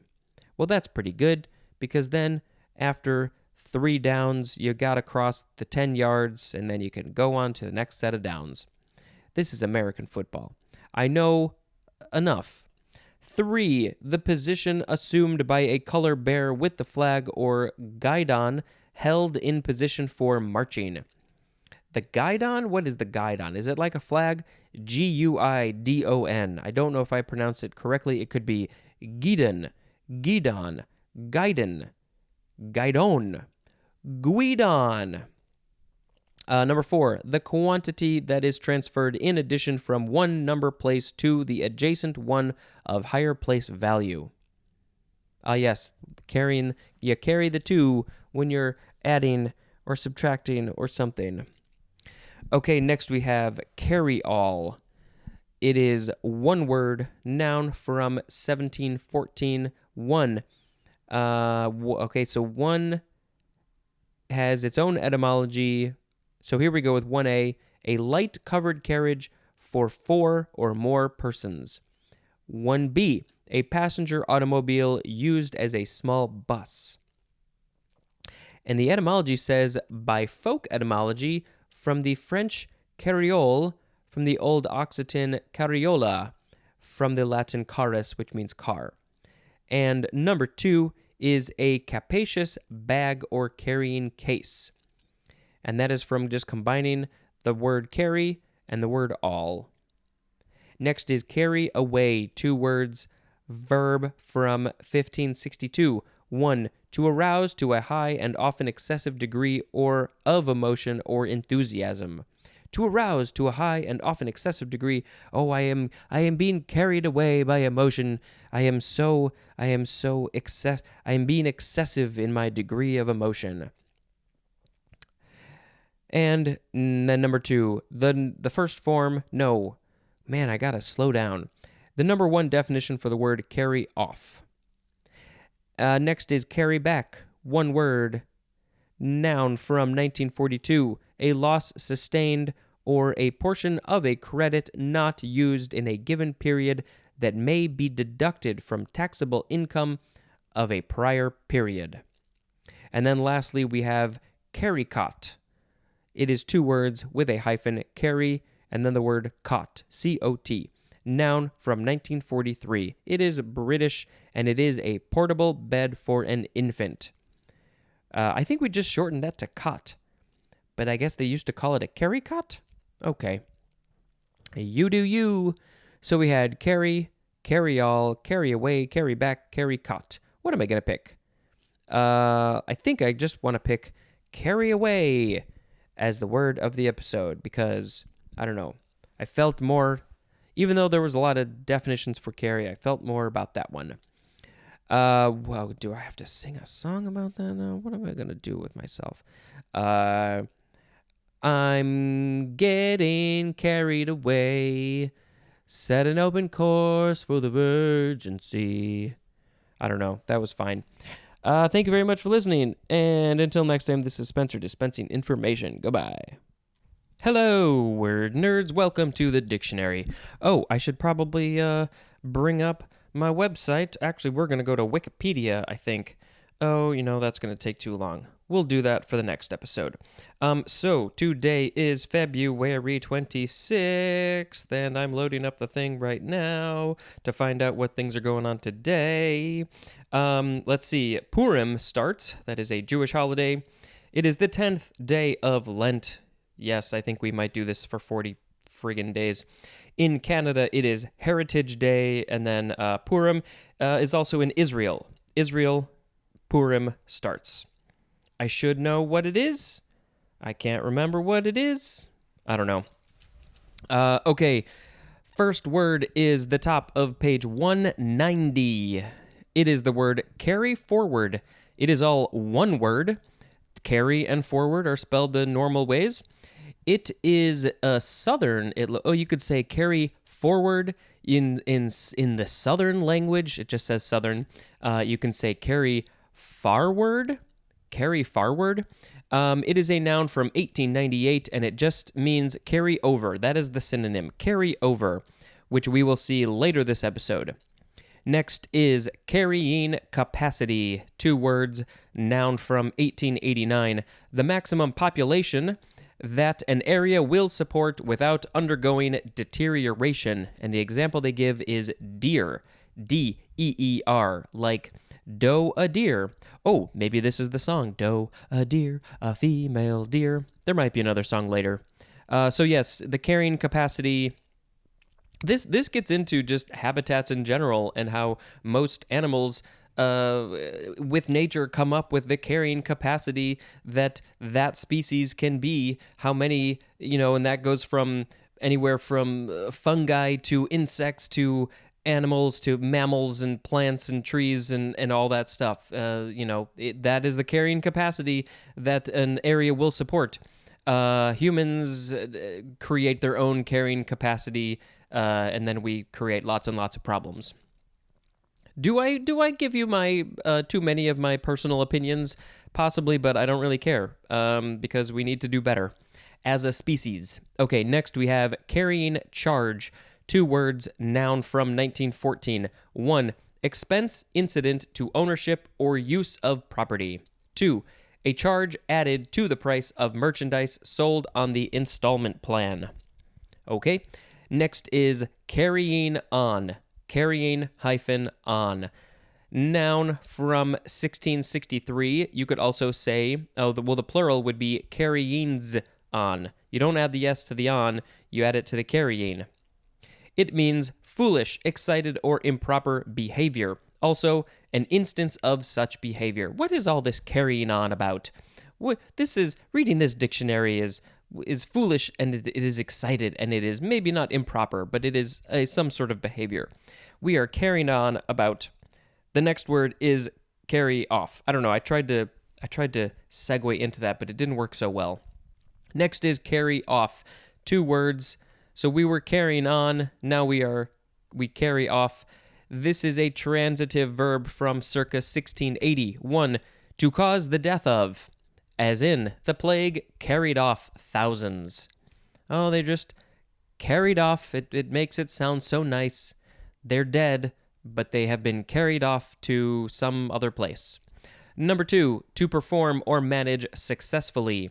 Synonym is bring off. As in, tried to look suave, but couldn't carry it off. Is that talking about me? Next we have carry on. Carry -on. First form, we got a few of these. This is a noun from 1890. Number 1 is British, and the synonym is carrying on, which we already talked about. What is with this carrying on? Which one do I like better, carrying on or carry on? Carry on, my wayward son. Carry on, my wayward son. There'll be days when you are done. Yeah, you can't say carrying on in that situation. Number 2, a piece of luggage suitable for being carried aboard an airplane by a passenger. I have done this many, many times. I have learned the ways. I have become an expert somewhat, although I have not been on a plane. I used to fly fairly regularly, somewhat regularly for work, but the last time was, I think, in February or March of 2020. This was after my foot injury. I think I was in Orlando, maybe. And then all travel stopped. And I don't think I will travel by plane again for quite a while. Okay. Next, we have the second form of carry on with a hyphen, adjective from 1967, carried or suitable for being carried aboard, as in carry on baggage. Okay, so here we have carry on again. It is not an official third form because there's no hyphen. It's just carry space on. This is a verb from 1600. We are starting with transitive. To continue doing, pursuing, or operating. Just carry on, as in carry on research. Also as in carried on the business. Now we have the intransitive definitions. 1, to continue, especially in spite of hindrance or discouragement. As in, chose to carry on despite the weather. It went on to the second line. I am carrying on with this podcast despite people saying, "What are you doing? That's dumb." And those people are sometimes me. Number 2, to behave or speak in a foolish, excited, or improper manner. As in, shocked at how he carries on. Next is carry out. 1 word, noun from 1964. I love carry out. The synonym is the number 3 definition for the word take out. I hope you know what this means. And then carry out is also an adjective. I'm trying to think. Oh, I may pick up some carry out tomorrow, actually, from one of our favorite places that we have not eaten at in a while. But I've only done carry out / take out / to go, however you want to say that. I think we've only done that during these COVID times, but we don't do it too often. Every once in a while, not too much. We try and cook our own food. It's healthier. And it's cheaper. Okay, so next we have carry out with 2 words. This is a transitive verb from 1589. 1, to bring to a successful issue. Synonym is complete. Also, accomplish. As in, carried out the assignment. You finished it, you done it, it's been carried out. Whether you did it right, I don't know, but it's done. Number 2, to put into execution. As in, carry out a plan. Number 3, I love it in movies. You find out I like how they figure out how to interweave the planning portion and the actual execution of the plan, the carrying out of the plan. You know, is it a murder mystery? Is it a heist? Is it an action film? Whatever. I don't know. It's just fun to see how they figure out how to shoot and edit that all together. Does that make sense? It did to me. That's all that matters. Okay, so where were we? Carried out a plan. Number 3, to continue to an end or stopping point. Next is carry over, one word, noun from 1894. 1, the act or process of carrying over. 2, something retained or carried over. Next is carry over. This one is 2 words. Man, there's a lot of similarities in a lot of these words today. Not to mention the fact that almost all of them start with carry. We carry things all over the place. Okay, so carry over with 2 words is, I think that's where I left off, is a verb from 1745, starting with transitive. 1a, to transfer an amount to the next column, page, or book relating to the same account. 1b, to hold over as goods for another time or season. We tend to carry over our Halloween decorations until at least the New Year's. I mean, I think Sharon just took them down not that long ago. I'm still in January recording this one. Number 2, to deduct from taxable income or of a later period. And then the example is a loss or an unused credit. To deduct a loss or an unused credit for another time or season. No. Oh boy, I screwed that up. From taxable income of a later period. Okay, intransitive verb says to persist from one stage or sphere of activity to another. Next is carry through. This is the last of the carry words. Verb from 1605. Transitive just has the synonym carry out with 2 words, like I carried out the assignment. That is also carry through. And then the intransitive has a couple synonyms, persist and survive, and as in feelings that carry through to the present. Next is car seat, 2 words, noun from 1968, a portable seat for an infant or a small child that attaches to an automobile seat and holds the child safely. Yes, these are important. 1968, I guess that's when they invented car seats. Before that, and even after that, the kids were just thrown in the car wherever, and they had to be careful. And the parents and the kids had to not be kind of dumb. I don't know.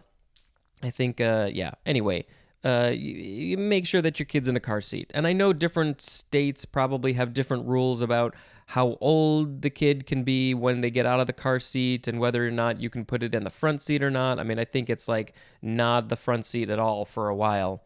I don't have a kid, so I don't know all those rules. Let's see. I think that is good for car seat. I'm sure I could say more, but why would I do that? Instead, I would like to talk about car sick. 1 word, adjective from 1908. 1908 is when they invented car sickness. Affected with motion sickness, especially in an automobile. And car sickness is a noun. I am so glad I am not afflicted with this motion sickness thing. I think the worst is maybe on a boat. I got a little queasy. I don't think I ever threw up on a boat. Yeah, I know of some people who get car sick, so that means they either have to, I think they either have to drive so they don't get car sick, or maybe they have to be in the front seat or the back seat. I don't know. Do you get car sick? Let me know. Send me a message. Call my Google Voice. Whatever. Let me know. Yeah, so if you do, I think I heard that if you look at the horizon, well, at least if you're on a boat, if you look at the horizon, that should help out. Okay, next is cart, C-A-R-T, first form. I like to think of Mario Kart, but that's spelled with a K, and I'm pretty sure cart with a K is not in this book. So this is a noun from the 13th century. 1, a heavy, usually horse-drawn, 2-wheeled vehicle used for farming or transporting freight. Number 2, a lightweight, 2-wheeled vehicle drawn by a horse, pony, or dog. 3, a small-wheeled vehicle. I would love to see Mario Kart with 2-wheeled carts or horses or something like that. I think they need to make that version. Or maybe it's like a secret, like an Easter egg or something. This is probably from the Old Norse carter, Oh, see here, it's spelled with a K. Kartr, akin to the Old English crate, Craet, which means cart. And then the second form of cart is a verb, a transitive verb from the 14th century. 1, to carry or convey in or as if in a cart. As in, buses to cart the kids to and from school. That is a quote from L.S. Gannett. Number 2, to take or drag away without ceremony or by force. And this is usually used with the word off, as in, they carted him off to jail. Well, there was probably a good reason for that. Carter is a noun. That is the one who is carting off people or things. And then our last word is cartage. Cartage, noun from the 15th century. The action of or rate charged for carting. So if you got to cart something away, you got to, maybe that's your business. You got to say, hey, I need this much. This is my fee. This is my cartage. So today we had carry forward, carrying capacity, carrying charge, carrying on, carry off, carry on, carry out, carry over, carry through, car seat, car sick, cart, cartage. Oh boy, which one do I want to pick as the word of the episode? I don't know. Is it fun to just pick car sick as the word of the episode? That one was sort of different. I'm glad I don't get car sick. Sure, why not? Let's pick car sick as the word of the episode. Yeah, I think that's all. I don't have anything super important to say. I will say I'm having some shoulder issues. I think it's the way I sleep sometimes. It's bad. So I try and see a chiropractor and a massage person every now and again when I can. So that's, I'm getting a massage next week. Oh, I am so excited. Why you need to know about this? Stop asking me these questions. We're going to end the episode there. Thank you very much for listening. And until next time, this is Spencer dispensing information. Goodbye. Hello, word nerds. Welcome to the dictionary. Okay, so today is February 27th. Let's see, I'm starting to use Wikipedia for this what's going on today thing, because you get more information. But I think I might actually use both. So let's see. In the U.S., it is Dominican Republic Independence. I'm guessing that's also, maybe in the Dominican Republic? Would that maybe be a place? Yes, it is Independence Day from Haiti in 1844. It is, let's see, it's Christian Feast Day. There's a bunch of stuff related to that. It is the second day of Ayam Iha. Oh, that's from the Baha'i faith. The Baha'i world headquarters are literally like a couple miles from where I live. So that's this. I don't know what that holiday is, but you can go look that up. In Vietnam, it is Doctor's Day. So yes, let's celebrate some doctors. In South Africa, some Afrikaners celebrate Majuba Day. In India, it is Marathi Language Day. It is World NGO Day. What does NGO stand for in this case? Baltic NGO. Maybe I should have looked this up beforehand. NGOs, they're a thing. I don't know. I've heard of them before, but I don't know off the top of my head. And then let's just double check, make sure there's nothing else. I'm probably talking about this too much, but that's okay. Because you got to know what's going on today. It is also International Polar Bear Day. Who doesn't want to celebrate International Polar Bear Day? Okay. The first word for this episode is carte blanche or blanche. C-A-R-T-E. Second word, B-L-A-N-C-H-E. This is a noun from 1751. Full discretionary power. Oh, that's the end of that sentence. Full discretionary power. As in, was given carte blanche to furnish the house. This is French, and it literally means blank document. So it just means you can do whatever you want. Anything. If you are given that power. So next we have another French word or French phrase. It is carte de jour. 3 words, carte de jour. Noun from 1936, and the synonym is the word menu. So the carte du jour is the menu. What does this mean? In French, it literally means card of the day. So, your menu is kind of like your card, and at some places they have a different menu every day. So here is the card of the day, the carte du jour. And most places, it's just the same thing every single day. There's no change. Except for maybe the specials. That would be the carte du jour. What is you should sound so... You go to a restaurant next time, you will sound so fancy if you say, what is your carte du jour? And they will say, what? And you will say, give me the specials menu. Okay, next we have cartel, noun from 1692. 1. A written agreement between belligerent nations. I think that means that they are not so friendly with each other. Number 2, a combination of independent commercial or industrial enterprises designed to limit competition or fix prices. 3, a combination of political groups for common action. This is French again. It means letter of defiance. It is from the Old Italian cartello, which literally means placard. Also from carta, which means leaf of paper. So they put it on a leaf of paper. Carta, cartello, cartel. But they are very defiant when they write it.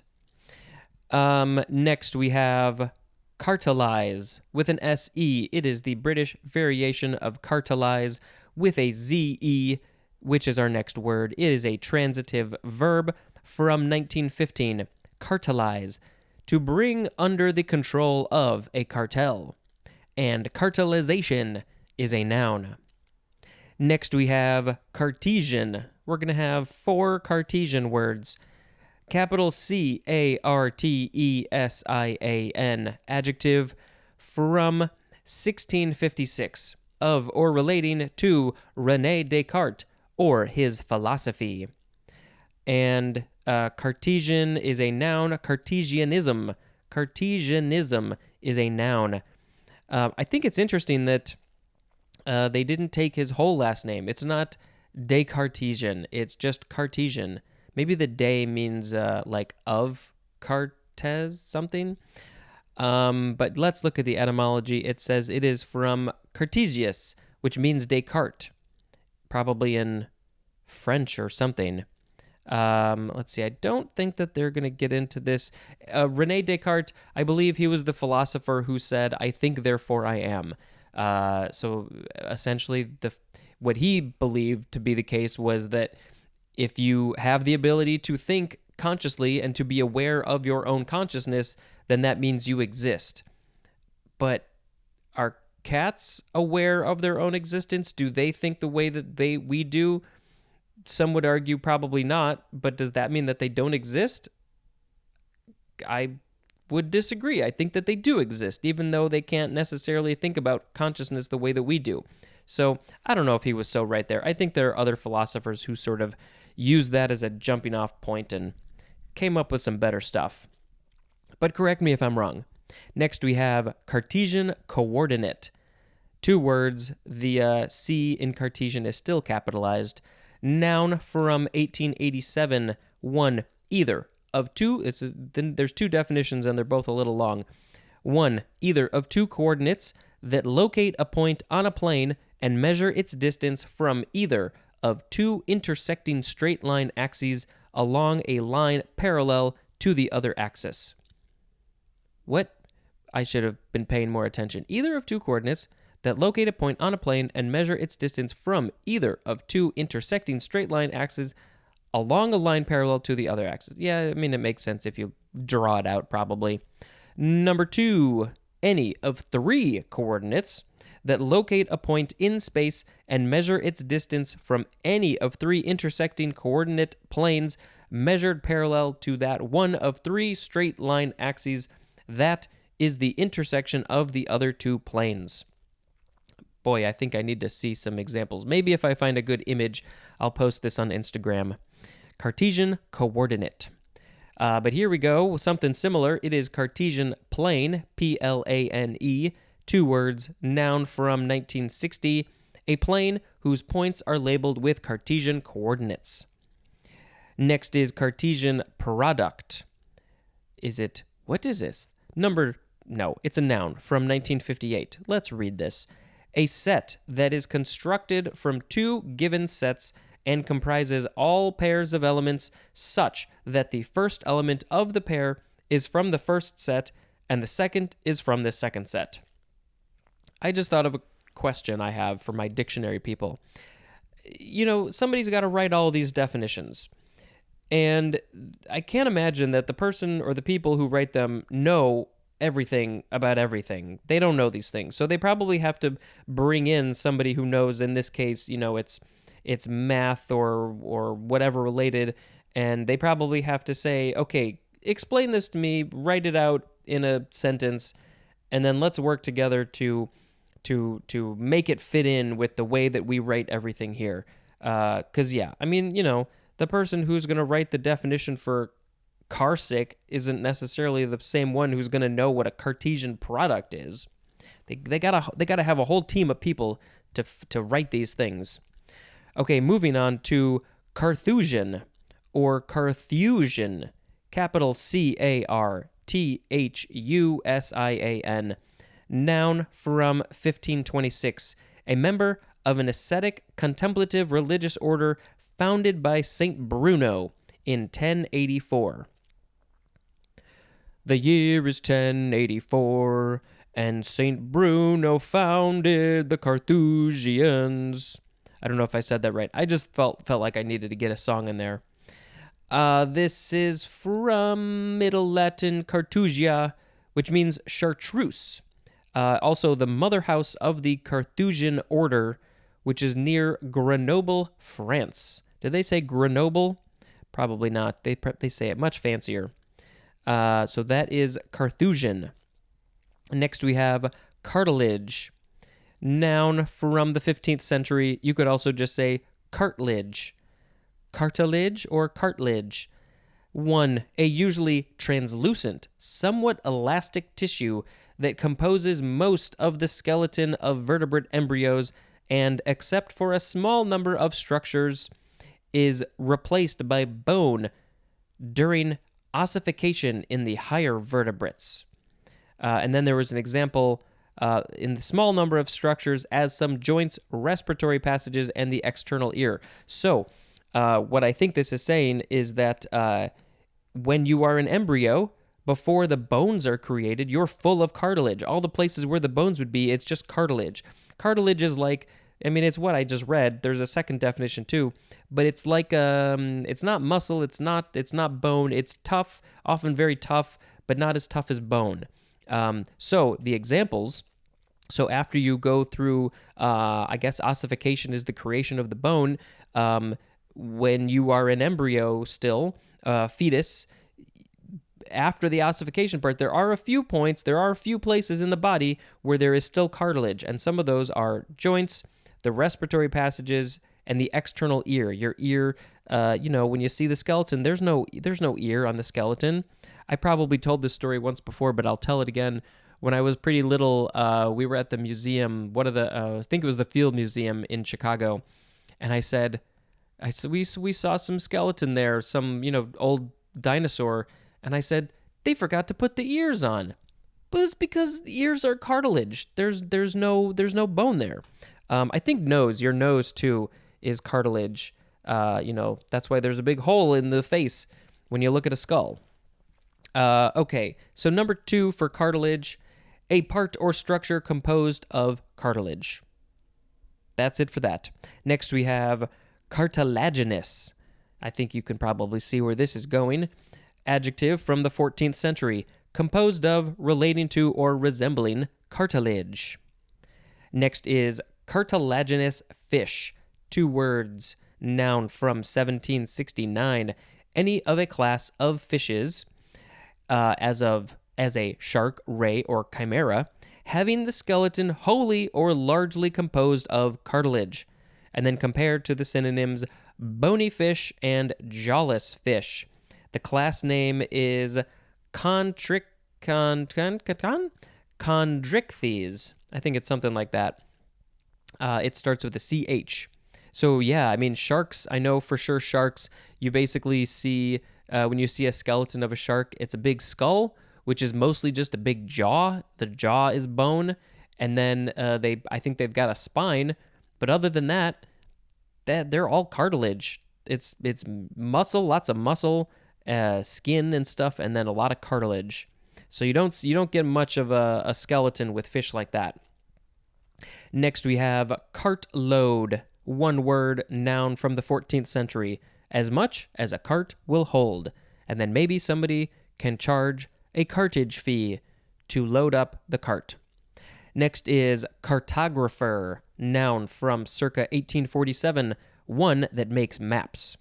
Thank you to all of you cartographers out there for creating maps so we know where we are going. Next is cartography, noun from circa 1847, the science or art of making maps.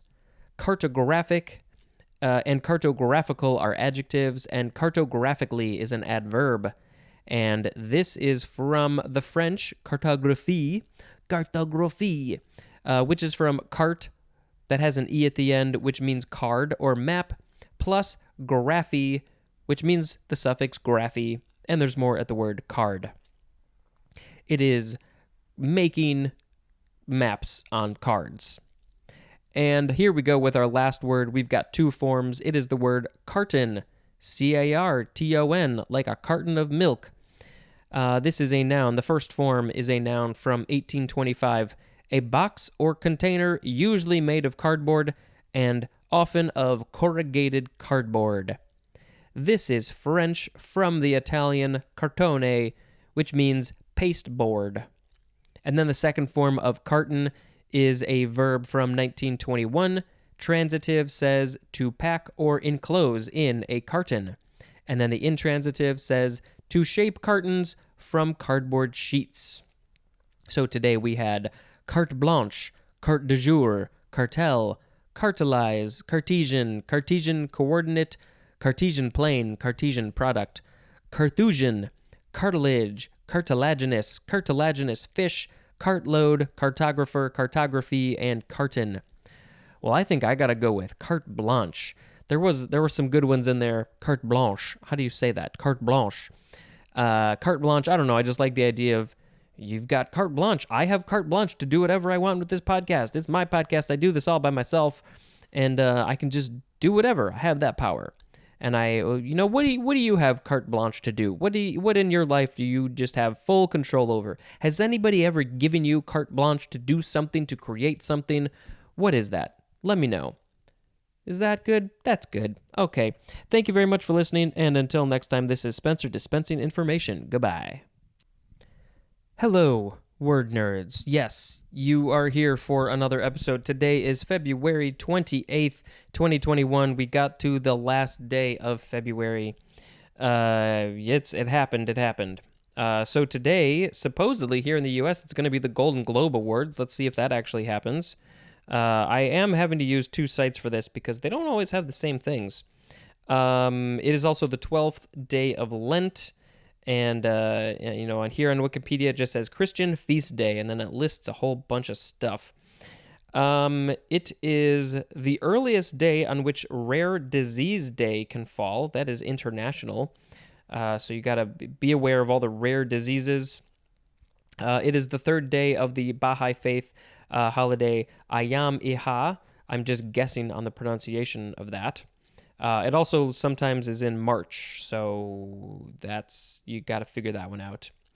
In Spain, it is Dia de Andalusia, and that is spelled in Andalusia, Spain. And we got that. It is Shushan Purim in Israel. We mentioned Purim a couple days ago, I think. In Finland, it is Kalevala Day, which is the day of Finnish culture. So if you wanted to learn more about Finnish culture, today would be a good day to do that. And I'm just remembering that today that I'm recording this, January 30th, is National Croissant Day, and I said I was going to eat a croissant, and I don't have any croissants, and I was just at the store yesterday, and I didn't know that Croissant Day was coming up because I recorded that episode probably 4 weeks earlier, and I didn't get myself a croissant, so I may have to remedy that later. In Taiwan, it is Peace Memorial Day. I think that's a good one. Another good one is in the Arab states, it is Teacher's Day. And another good one, I mean, these are all good ones. In India, it is National Science Day. We need more of that. And then, I should also mention Rare Disease Day may only just be Canada and the UK, but it's, I don't know, maybe it's other places too. And then in Argentina, it is National Grape Harvest Festival. I think there's probably a whole other list that's like other weird national days, but I don't know. I get super focused on this now. I don't know why.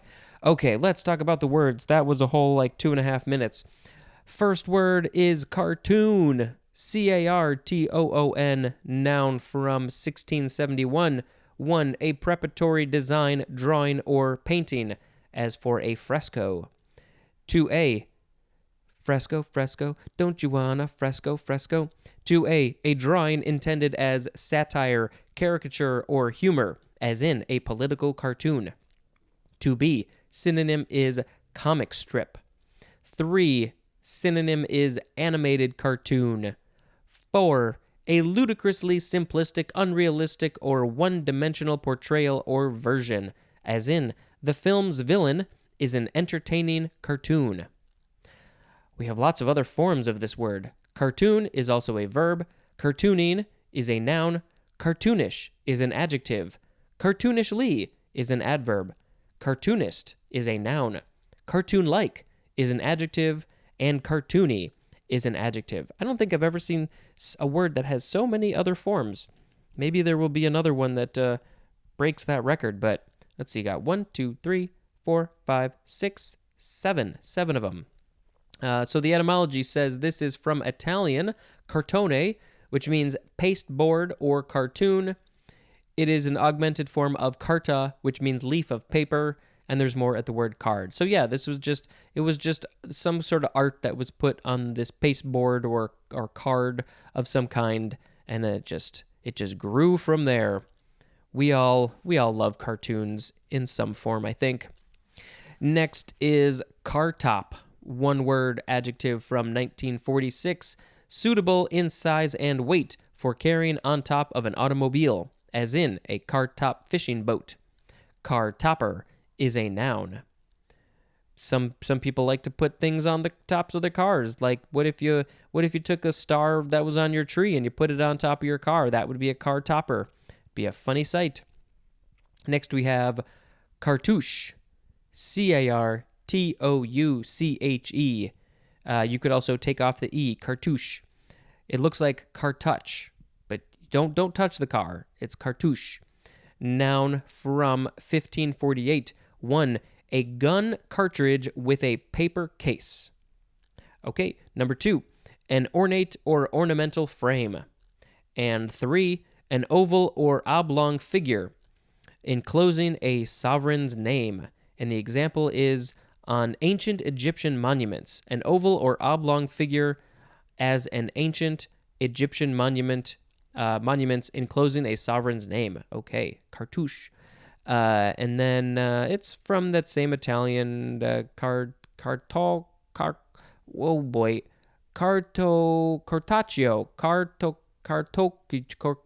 What is happening? Cartoccio. That's probably it. It goes on to the second line, so please forgive me. I can't do it all in my brain. Okay, next we have cartridge. This is a noun from 1626. Okay, so we don't have any numbers. We just have A through G. So they're all part of they're subversions of the main thing, which is a case or container that holds a substance, device, or material which is difficult, troublesome, or awkward to handle, and that usually can be easily changed. Okay, that's that. As a tube, as of metal, containing a complete charge for a firearm and usually an initiating device as a primer. B, a case containing an explosive charge for blasting. C, an often cylindrical container for insertion into a larger mechanism or apparatus. D, we have the number 2 definition for the word cassette. E, a small case that contains a phonograph needle and transducer and is attached to a tone arm. F. A removable case containing a magnetic tape or one or more discs and used as a computer storage medium. And G. A case for holding printed circuit chips containing a computer program, as in a video game cartridge. Of course, when I think of cartridge, I think of old Nintendo games. They were like almost square-shaped and gray, and you had to put them in the thing, and sometimes they got dust in them, and they got all messed up, so you had to blow the dust out, and in my mind, that's a cartridge. This is an alternative of the earlier word cartage, cartage. That was the rate for carting. Maybe this is a different word. Modified of the Middle French cartouche. That's all for that. Next is cartridge belt. 2 words, noun from 1849. 1. A belt having a series of loops for holding cartridges. I think those would be the gun cartridges. 2. A belt worn around the waist and designed for carrying various attachable equipment. Like Batman's belt, probably. Next we have cartulary. Cartulary. Cartulary. Noun from 1541. A collection of charters, especially a book holding copies of the charters and title deeds of an estate. Next is cartwheel. First form, noun from 1855. 1. A large coin, as a silver dollar. They call that a cartwheel? Okay. Number 2, a lateral handspring with arms and legs extended. I may be able to do a cartwheel now that I'm 40 years old. I've probably tried. I can't remember. Wouldn't be as good as maybe when I was 10 or 12 years old. Even then, I wasn't great. But yeah, you know how to do a cartwheel, right? You bend over, sort of. You put your one hand down, and then you push off with your legs. You put your other hand down, and then you land on your legs. And some people have a very, very hard time doing cartwheels, and it's very funny, I think. Don't be mean, but it's still funny. It can be funny. It's fine.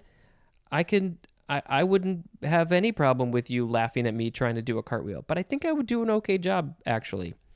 If you would like to post a video on some place doing a cartwheel, that would be great, and you could tag me so I can see it. Okay, now we have the second form of cartwheel. It is a verb, intransitive verb, from 1917, to move like a turning wheel, specifically to perform cartwheels. And cartwheeler is a noun. Cartwheeler. I'm still curious about this large coin thing. Why do they call it a cartwheel? Okay.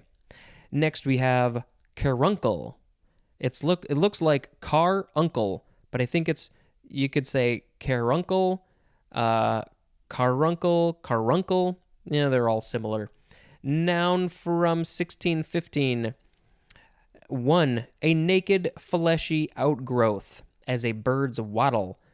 So like turkeys and chickens, they got that wattle. I guess you could call that a caruncle. Number 2, an outgrowth on a seed adjacent to the micropyle. So it's just an outgrowth that doesn't have any extra stuff on it. It's just a caruncle. Let's see. This is from Latin caruncula, which means little piece of flesh. It is a diminutive of caro, which means flesh, and there's more at the word carnal. Caruncle. I think I've heard of this word, but I never really knew what it was, so now we know, and we shall forget. Next we have carvacrol. Carvacrol. Carvacrol. Noun from 1854. Oh, here's some science stuff. A liquid phenol, C10H14O, found in essential oils of various mints as thyme, and used especially as a fungicide and disinfectant. Let's see, this is a specific epithet, carve, which means caraway, plus acer or acer, which means sharp. There's more at caraway and edge. Okay. And then our last word is carve. C-A-R-V-E. Verb from before the 12th century. Starting with transitive. 1. To cut with care or precision, as in carved fretwork. Would those be frets on a guitar neck? 2. To make or get by or as if by cutting. And this is often used with the word out, as in carved out a career. 3. To cut into pieces or slices, as in carved the turkey. Intransitive, number 1, to cut up and serve meat. 2. To work as a sculptor or engraver. Carver is a noun. Let's see, this is from Middle English, kerven, from Old English, kjörfan, which is akin to the Old High German kerban, which means to notch, like you make a notch in a thing. From the Greek, graphene, which means to scratch or write. So we had cartoon, cartop, cartouche, cartridge, cartridge belt, cartulary, cartwheel, caruncle, carvacrol, and carve. Well, I definitely liked a couple of these, but I think I have to go with cartoon. Me being me, I have to go with cartoon as the word of the episode. Why? Because I've always loved cartoons, and I love the fact that just animation in general can be used to get across so many things. It can be very childlike. I was watching Adventure Time a couple nights ago because I'm slowly watching through that show, which I had never seen before a couple of years ago. And my wife was getting ready for bed, and she was like, "Are you watching a show that's made for 3-year-olds?" And it is very goofy and silly, but I love it because it's all about imagination, and it can often get very adult and very deep and very interesting.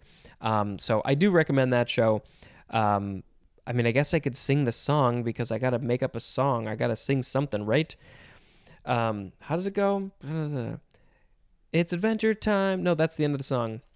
Come on, get your friends. It's with, oh, geez, why? I literally, just was doing this a couple days ago with Jake the dog and Finn the human. The never ends, it's adventure time. I don't know, I forgot how it starts, but you get the picture. Yeah, cartoons are great. They're just great. Great. I started to make a cartoon of myself, a caricature, and I even imported some audio of this podcast into it, and it made the mouth move to me reading this. And I don't know, if I have the time and the energy, maybe I'll post a couple of those on YouTube or something of just a cartoon of me reading the dictionary. I think that would be cool. Maybe someday. Maybe I'll even do it live someday. Okay, that's enough for today. Thank you very much for listening, and until next time, this is Spencer's Dispensing Information. Goodbye.